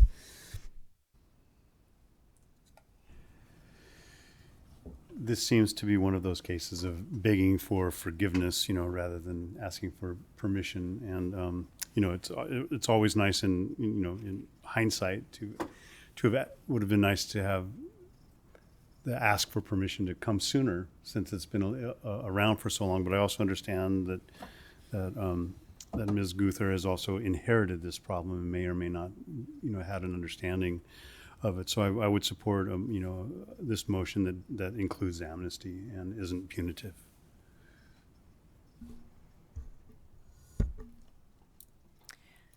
I guess one other thing I'll just note is as the property owner noted, it looks like the property owner to the south, the neighboring closest, is located they get their tax bill at least in Oregon. So it is probably a rental. So I think that makes it a little easier to swallow as far as I'm concerned. I would like to add, our admin Raylene reminded us that tenants receive notices as well as the property owners. I guess unless there's any amendments or substitutions to the motion, we can put it to roll call vote. Commissioner Kraft? Aye. Commissioner Lazar? Yes. Commissioner Freitas? Yes. Commissioner Benson? Aye. And Chairwoman Mayer? Yes. Motion carries. Don't know why it's happening. Thank you. And we will move to F4, Willow Glen Care Center fence major variance, and Commissioner Freitas is recusing? Correct. She will be leaving. You know it. And just to put it on the record, it's because she lives close to this site, or she owns property close to this site.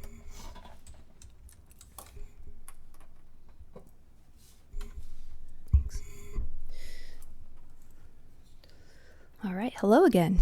I will be presenting the Willow Glen Care Center major variance for the property located at 528 N Street. The applicant is requesting approval of a major variance to retain a newly constructed 6-foot tall solid fence located along the property's 6th and N Street frontages.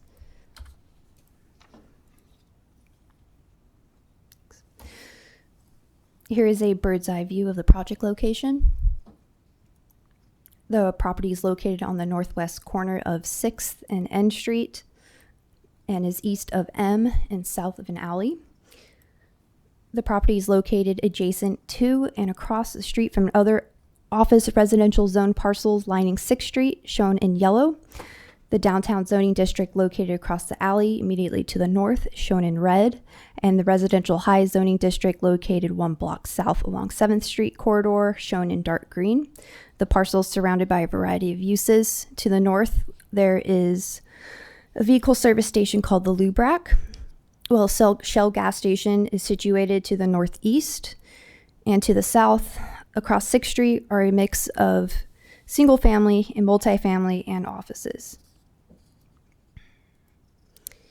In January, the city issued a building permit to convert an existing vacant duplex on site into the Willow Glen Care Center, which is a 5-bedroom, short-term crisis residential treatment facility designed to provide a safe and comfortable environment for adult victims of domestic abuse and individuals experiencing mental health challenges. The new perimeter fencing was not shown on site plans submitted with the building permit. Therefore, the city did not anticipate the fence installation and the resulting code compliance issues. Here's the site plan the applicant submitted with their variance application. There is an existing 6-foot tall fence located along the alley in the rear of the property, shown in green, and the new fence was installed to match shown in red, except at the corner of 6th and N Streets, where the new fence drops down to 3 feet in height to meet the vision clearance area requirements, shown here in blue. In 2019, the Inland Zoning Code was comprehensively updated with significant changes to many development standards, including fencing. Per Eureka Municipal Code 320.040 maximum height, solid fences of up to 8 feet tall are allowed at any location on a lot in a mixed-use zoning district, which includes this district, the Office Residential District. There is an exception to this code, which states solid fences taller than 3 feet are not allowed between a building and the street. The purpose of this regulation is to support an active and engaging pedestrian environment in the city's commercial mixed-use districts. And according to the applicant, the new fence was installed to ensure privacy from the clients using the front and exterior side yards during their recovery. And they stated that maintaining client confidentiality and creating a therapeutic outdoor environment are essential, which is why the installation was necessary. And here are a few pictures of the solid fence located between the building and the street frontage. The top left picture is a close-up of the 6-foot tall wood fence along N Street.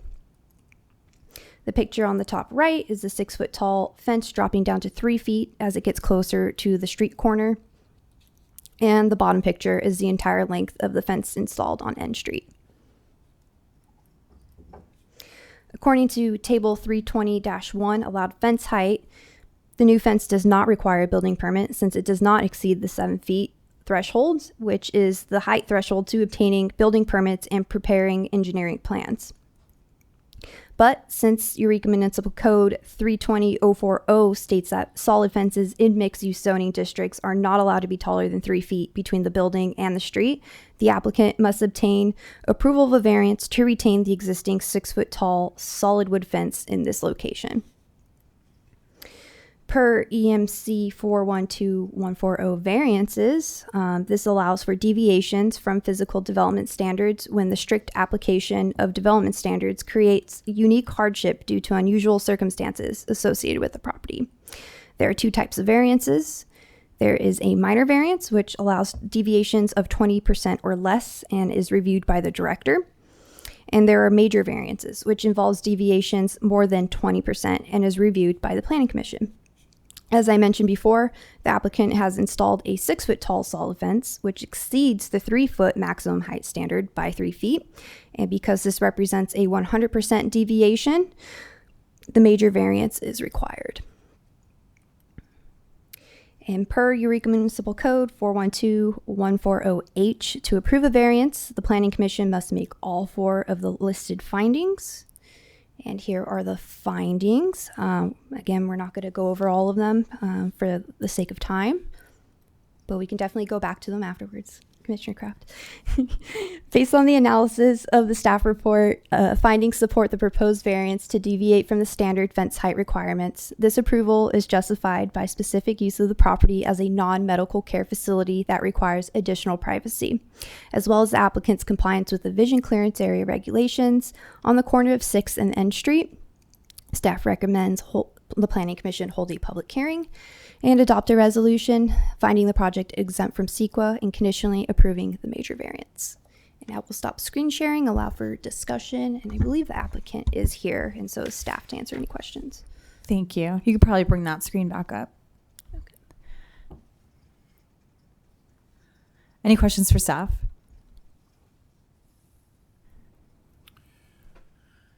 Sure. Yeah, thank you. A good report. Other than this place being a sanctuary for domestic abuse, which is a significant use, what are the other unique circumstances that would, that really support making a major variance? Is that the main one, or are there others? That is a main one. We also looked into traffic. That is one of our major corridors of traffic right there on 6th Street. So there's a lot of bike traffic, pedestrian traffic, and vehicle traffic that you wouldn't see elsewhere in office residential zone, where you could have a shorter 3-foot fence.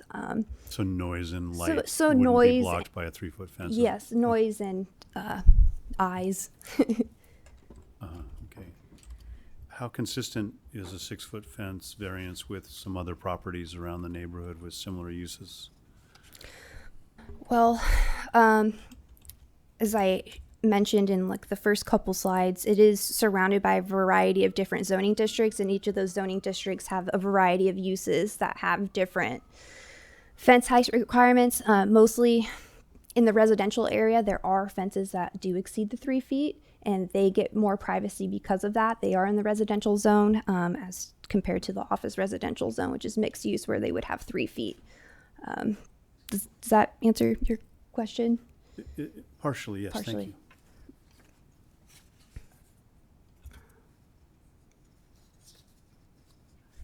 I think another consideration was how small the property was, and they were reusing the existing. Sorry about that. They were reusing the existing structure, so the structure footprint was already there. I mean, they took it down to the studs, but it's a really small lot too.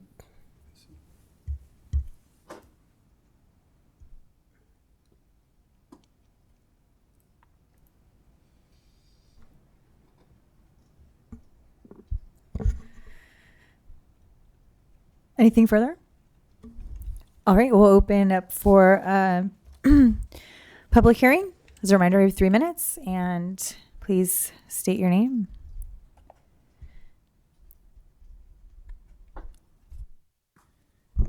Good evening. My name is David Gilbert. I'm the Director of Operations for Willow Glen Care Centers and the Administrator for Hyperion Crisis Residential Treatment Facility, which is the facility at the location, the address. We mentioned the need for privacy for the clients who are residing there. There are, I don't think the photos showed it, but some outdoor sanctuary seating areas, some places for the clients to escape maybe their roommates or the neighbors that they're sharing the house with, to get some privacy, some one-on-one visitation time. We also have ADA ramps going to both entrances, one on 6th Street, one on N, and those reach a max height of 3 feet. And so standing at the top of one of those ramps with a 3-foot fence, you would be standing almost at or above fence level. The 3-foot fence would be difficult for us to have any privacy at the top of those ramps. I'm here for questions, and I just want to thank you for considering this. Thank you very much.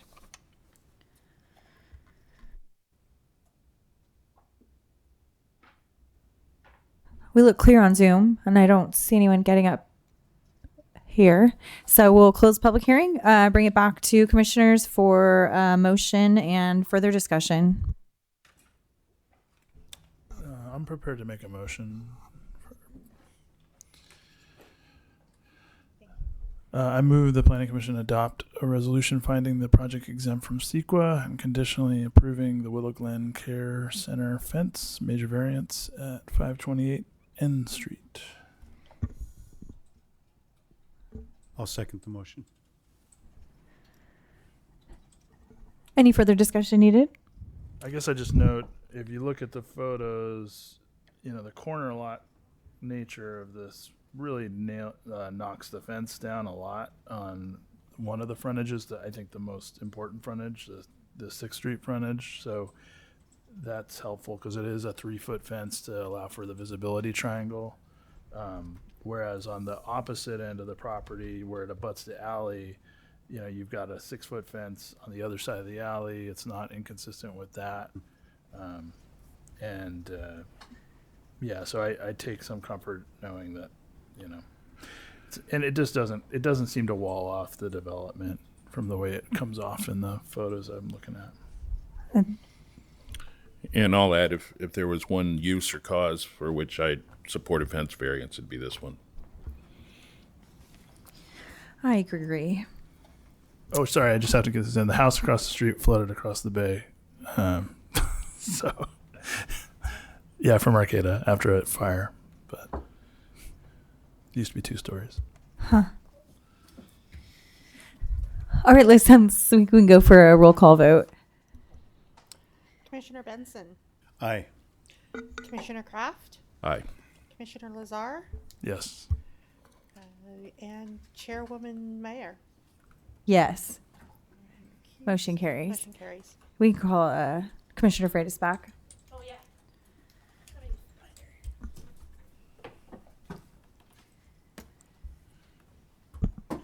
Thank you.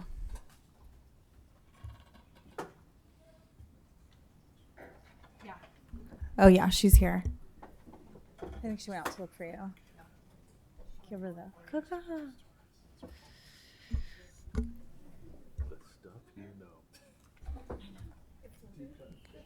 Director Kenyon, she is back.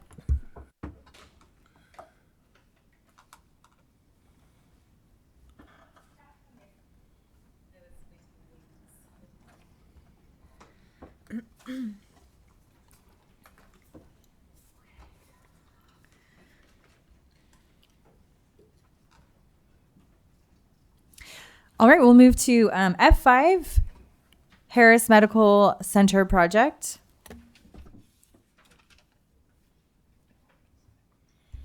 Okay, great. This is our new Deputy Development Services Director, Caitlin Castellano, presenting. I know, I was going to say, if you notice a different title on there.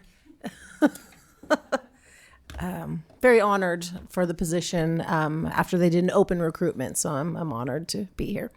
All right, so good evening, commissioners. Tonight I'm presenting the Harris Medical Center project at 272 Harris Street. Okay, here's our normal bird's eye view of the project location in the context of the city limits. Zooming in a lot, we can see the property is located on the south side of Harris Street between Williams and D Streets. The site currently contains a vacant church building, accessory structures, a garage and storage buildings, a large parking lot, as well as a cell tower. Here is another view, bird's eye view of the site, and I'm looking to the northeast towards Henderson Center, which I'm attempting to outline there to provide more context of how close this property is to Henderson Center. Excuse me. Here you can also see the tower and the other structures, like the massing of the structures. And let's see. So the proposed project is to reuse and redevelop the 1 acre parcel former church site with residential and commercial uses for the proposed medical care center, which requires changing the land use designation in the general plan from our low density residential LDR to, to neighborhood commercial, as well as changing the zoning designation from residential low R1 to Henderson Center HC. As you can see here, the site is surrounded by the low density residential R1 residential low designations, but the Henderson Center, the neighborhood commercial in Henderson Center is just catty corner from the site up to the northeast. There's also, and that's in the pink, and then also to the left side of both of the maps, that's medium density residential. So the proposed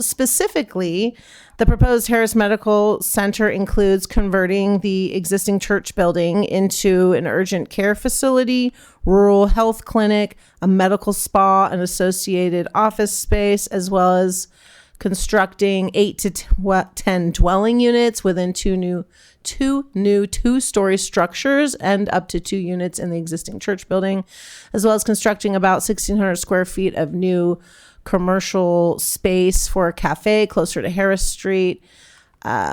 There are also other site improvements, and the existing cell tower will not be modified as part of this project and will continue to operate as is. Okay, and then here is some pretty renderings that we received at a community meeting that we held with the applicants and their agents on September 25th, 2024. I did include it in the staff report, but I thought it was kind of nice to get a more detailed visual. Let's see. And so why are the land use and zoning designation changes necessary? Well, the requested changes are necessary to allow the site to be redeveloped with a medical office and clinic and retail commercial uses not allowed under the site's current residential low zoning and land use designations.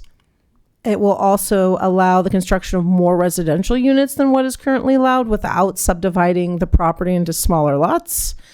And if the land use zoning map designation amendments are approved, the proposed uses will be principally permitted. However, design review will be required for any new structures larger than 500 square feet or building additions increasing the floor area by 30% or more. Otherwise, no other discretionary review will be required. So a little bit of just the process sequence of events. Here we are at the Planning Commission public hearing, where the Planning Commission will consider the environmental document, the initial study mitigated negative declaration that was prepared for the project, and make required findings, and then recommend action to the City Council. The project will then proceed to 2 City Council meetings. The first one will be a public hearing, and at that meeting, they can adopt the environmental document as well as the general plan amendment to change the land use designation, and then introduce an ordinance for the zone reclassification to change the zoning district. Then at the second City Council meeting, they will adopt the ordinance for the zone reclassification, and then the rezone will be effective after 30 days. So the recommendation, the staff believes that the findings can be made in the staff report. So the recommendation is to hold a public hearing and then consider the draft environmental document. I do want to point out that we did receive comments on it related to construction noise and traffic, which were addressed in a response to comments document. I believe it was attachment 3. And our other recommendation is to adopt a resolution recommending the City Council approve the general plan map amendment and zone reclassification for the Harris Medical Center project. And I sound like a broken record, but we have a suggested motion on the next slide that will stop screen sharing for discussion. Thank you. Thank you, Deputy Director. Questions for staff? Yeah, I have a question for Deputy Director Castellano. So I noticed in the response to comments, it seemed like both responses to the noise and the construction hours and the traffic concerns was kind of pointing to the EIR that covers the general plan and tearing off of that. Is that kind of a fair? Yeah, kind of. I mean, for the construction noise, the general plan does have a policy already that was included, right, to help reduce the impacts to less than significant as part of our EIR. So the construction limitations that we have put on it as a mitigation measure go above and beyond what the policy is in the general plan. And then the traffic, I think there was some, there was some new information in there that probably wasn't included in the EIR that, you know, the site is considered to have a less than significant impact on VMT at least. So traffic isn't expected to be a problem, especially since this is I think it's a minor arterial. It might be a major arterial. But Yeah, I guess it just seemed like, we weren't really doing much other than pointing to some other places, but that's fine. I just wanted to see if I understood that right. I think that's all for now.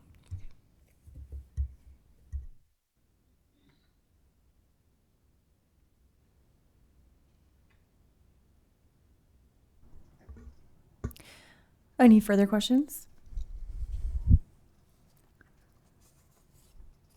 Okay.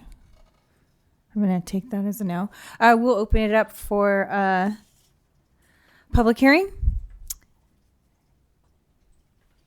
Welcome back.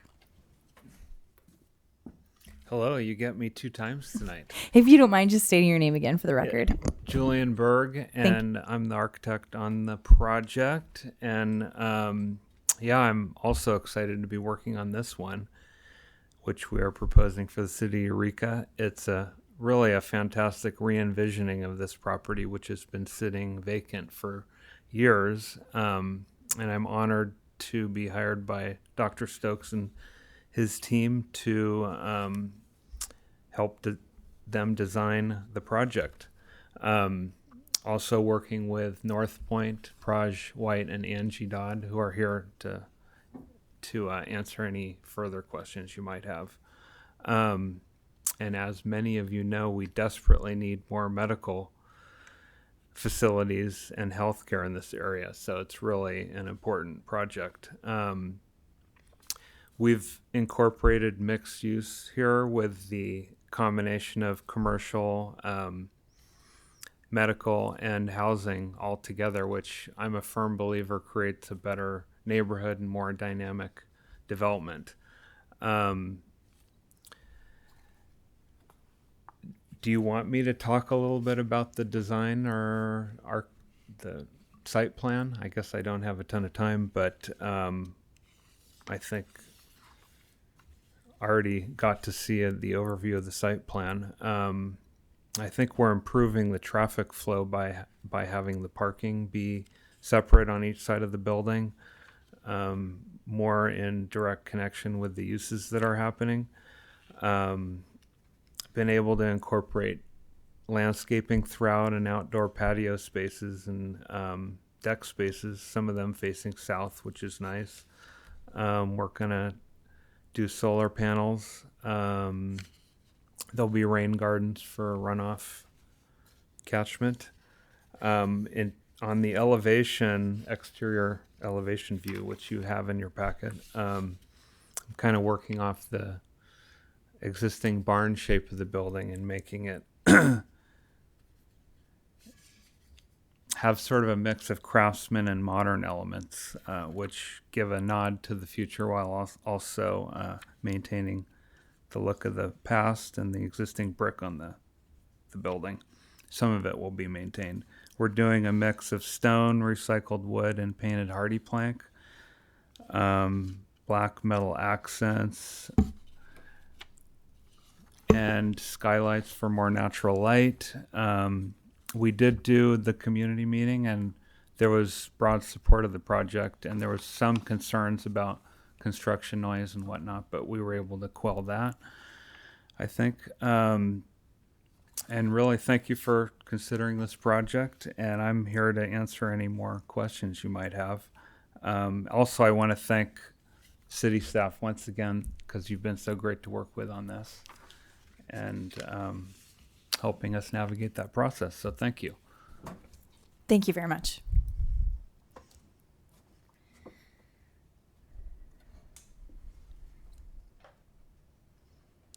We look clear on Zoom. Anybody here in the audience have any further comments? All right. Anyone on Zoom want to unmute themselves? They're just here for the excitement. Okay, we'll bring it back to the commission for a motion and any further discussion.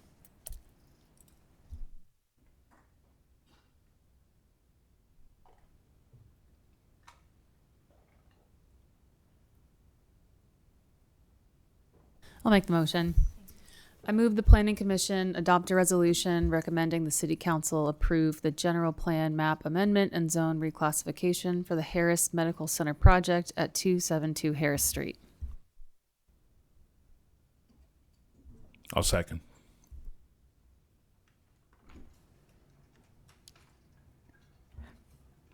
Any discussion or amendments or substitutions to the motion? I guess I just am curious if there's been any discussion with the applicant about the days of construction. That seemed like the one place where the neighbors were requesting some movement. I'm interested if that would really frustrate the project's like timetable or increase cost, and if that kind of does. And also, I'm interested, if Director Kenyon, if there's been experience with reducing a narrower window beyond what's policy on any projects where there's similar concerns.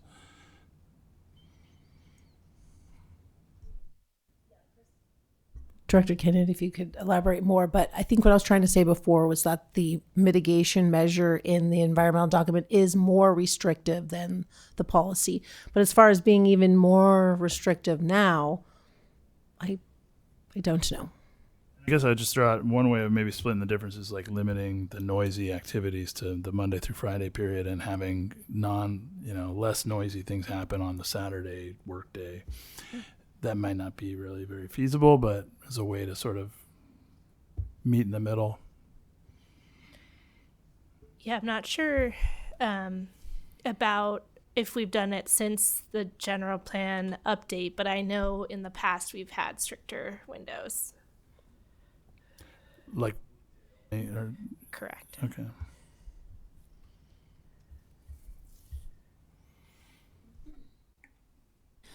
I made the motion, so I guess I would be, just so you know, I'd be open to a friendly amendment if you wanted to suggest a recommendation or condition. I guess I hesitate to go beyond. Maybe I'd be more comfortable doing just keep the same 6 days a week, Monday through Saturday, but apply a request that the heavy equipment not be operated on Saturdays. Maybe doesn't mean you couldn't be making noise with other things, but might be a way to kind of. And I think with a 6-day construction window weekly, you could work around that. But I'm very naive about that. I'd be interested to see if the applicant or their agent had any heartburn about that.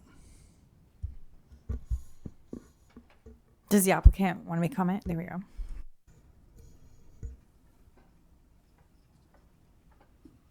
Good evening, Commissioners. My name is Praj White, and I'm one of the agents for the applicant here. I really don't think that we're opposed to such a thing. My thoughts on the matter are that, getting contractors and scheduling things, and just it's really difficult to get a good team on board and run through projects, and further restrictions add cost and complication to project scheduling and function.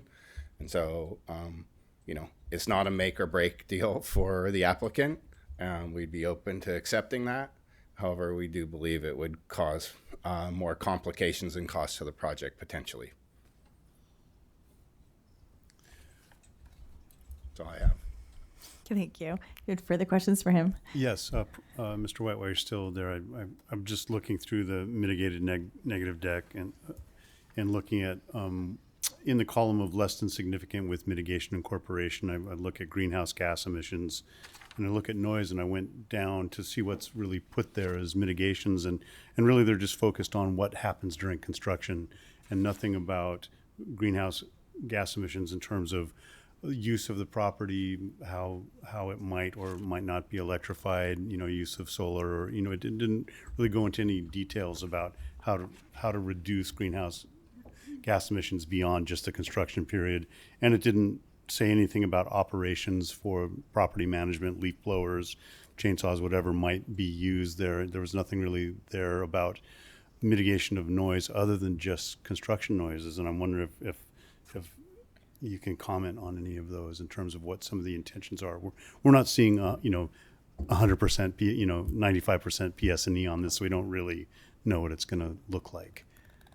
I'll try to follow your questions there. My first thoughts are that, this project is being a repurposing, and so it is a change of occupancy within the structure, and change of occupancy leads in the California Building Code to completely doing new mechanical, electrical, plumbing, and accessibility upgrades to the property. So one, I think it's likely that through that process you will see efficiencies increase in the mechanical, electrical, plumbing. I know that the doctor is here this evening and is really focused on putting solar on the project and making sure that he is making commitment to the community and making an efficient structure. I believe that, and in that mitigating negative declaration, I was just part of a conversation where I think we did increase some of the air filters in the building, and that having a standard for cleaner air within the building. And also, I just lost my thought on it, but because the property is located next to a minor arterial or a major arterial, there are concerns that will be implemented through city ordinances for noise reduction within the structures for the tenants. So it's kind of a broad brush of response, but Thank you. No, I appreciate just getting a little bit more information about what that might look like. Yeah, in terms of noise reduction and greenhouse gas emission reductions. Thank you. I know it's a big discussion, and I know that the California Building Code is leading us there on many fronts, and I know there's discussion about community, such as the city of Eureka, creating additional ordinances and guidance for that. I know that's in the future for us all. Thank you. Thank you. Thank you.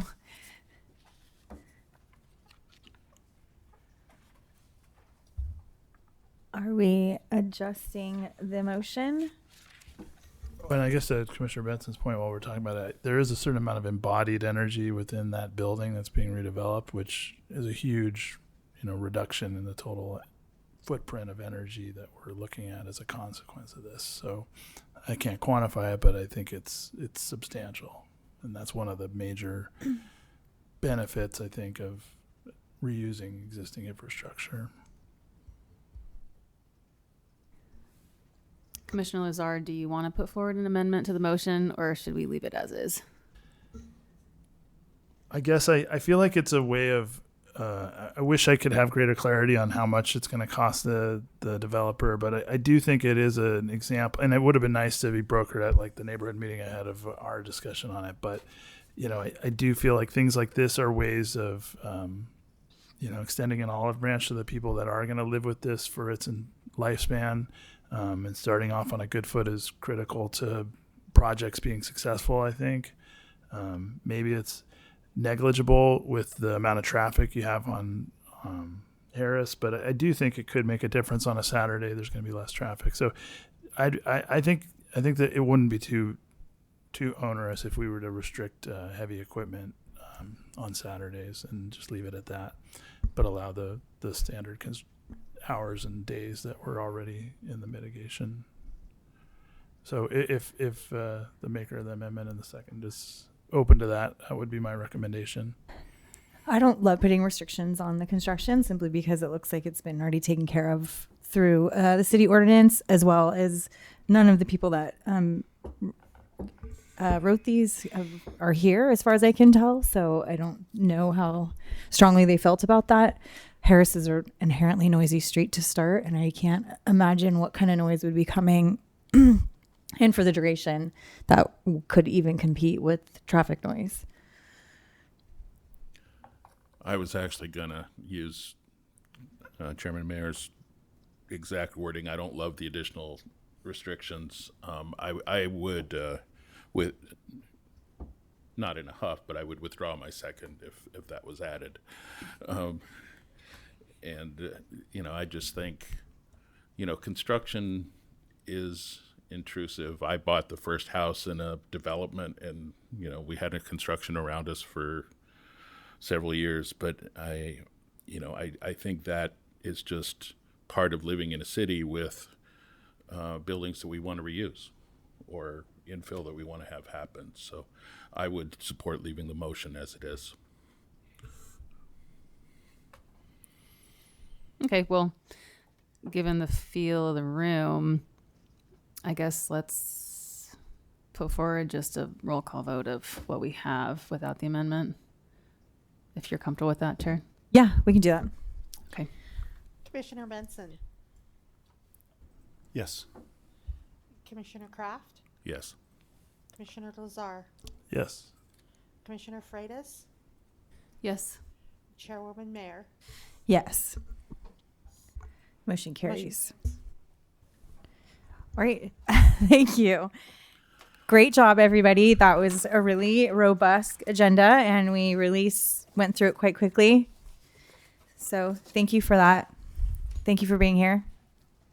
I do just have one thing that came up, and I was wondering, and it doesn't have to be today, but perhaps at the next meeting, we could have a quick update about where the antiquated coastal zoning code lies. And we don't have to get into it right now unless you have something really fast to say. Otherwise, we can all bail and talk about it at the next meeting, maybe. In staff reports and communications, I'll go over where we are with stuff real quick.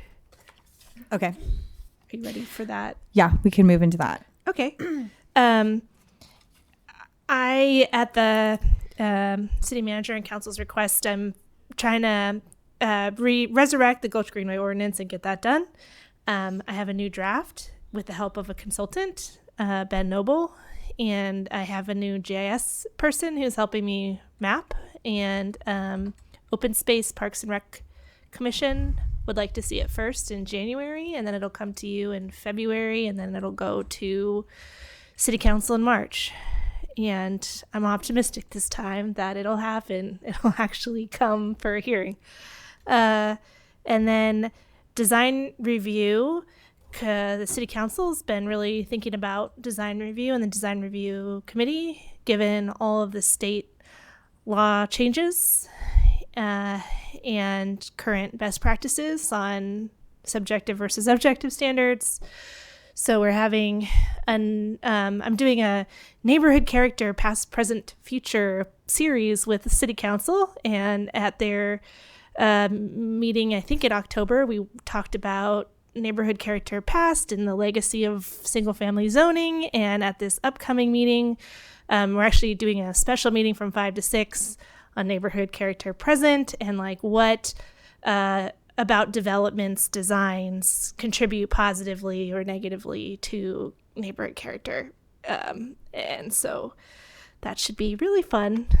And when the LCP update is definitely everybody's top priority, and I'm hoping that after this week I can get back to it. And we do have a grant deadline for the waterfront specific plan. I didn't want to move forward with adoption of that until it was consistent with what we want to do with the LCP update. But the deadline is looming with grant funding being lost if we don't meet it. So we are definitely getting back to that ASAP. And then the last thing I wanted to say is that the Sunset Heights affordable housing development should be coming to you guys hopefully in December. It's coming to you because it also requires a lot line adjustment merger that I've elevated given how much public interest there is in it. Earth Center is probably going to come in January to design review committee, not you guys. It just needs design review. And the vacation rental ordinance, we were going to have a whole presentation on it last time, but given how busy the meeting was this time, I didn't put it on this time, but I can put it on next time. I drafted some changes to the ordinance that were an attachment that I'd like to talk about with you guys at our next meeting. That's it for me. That's it for it. We're adjourned.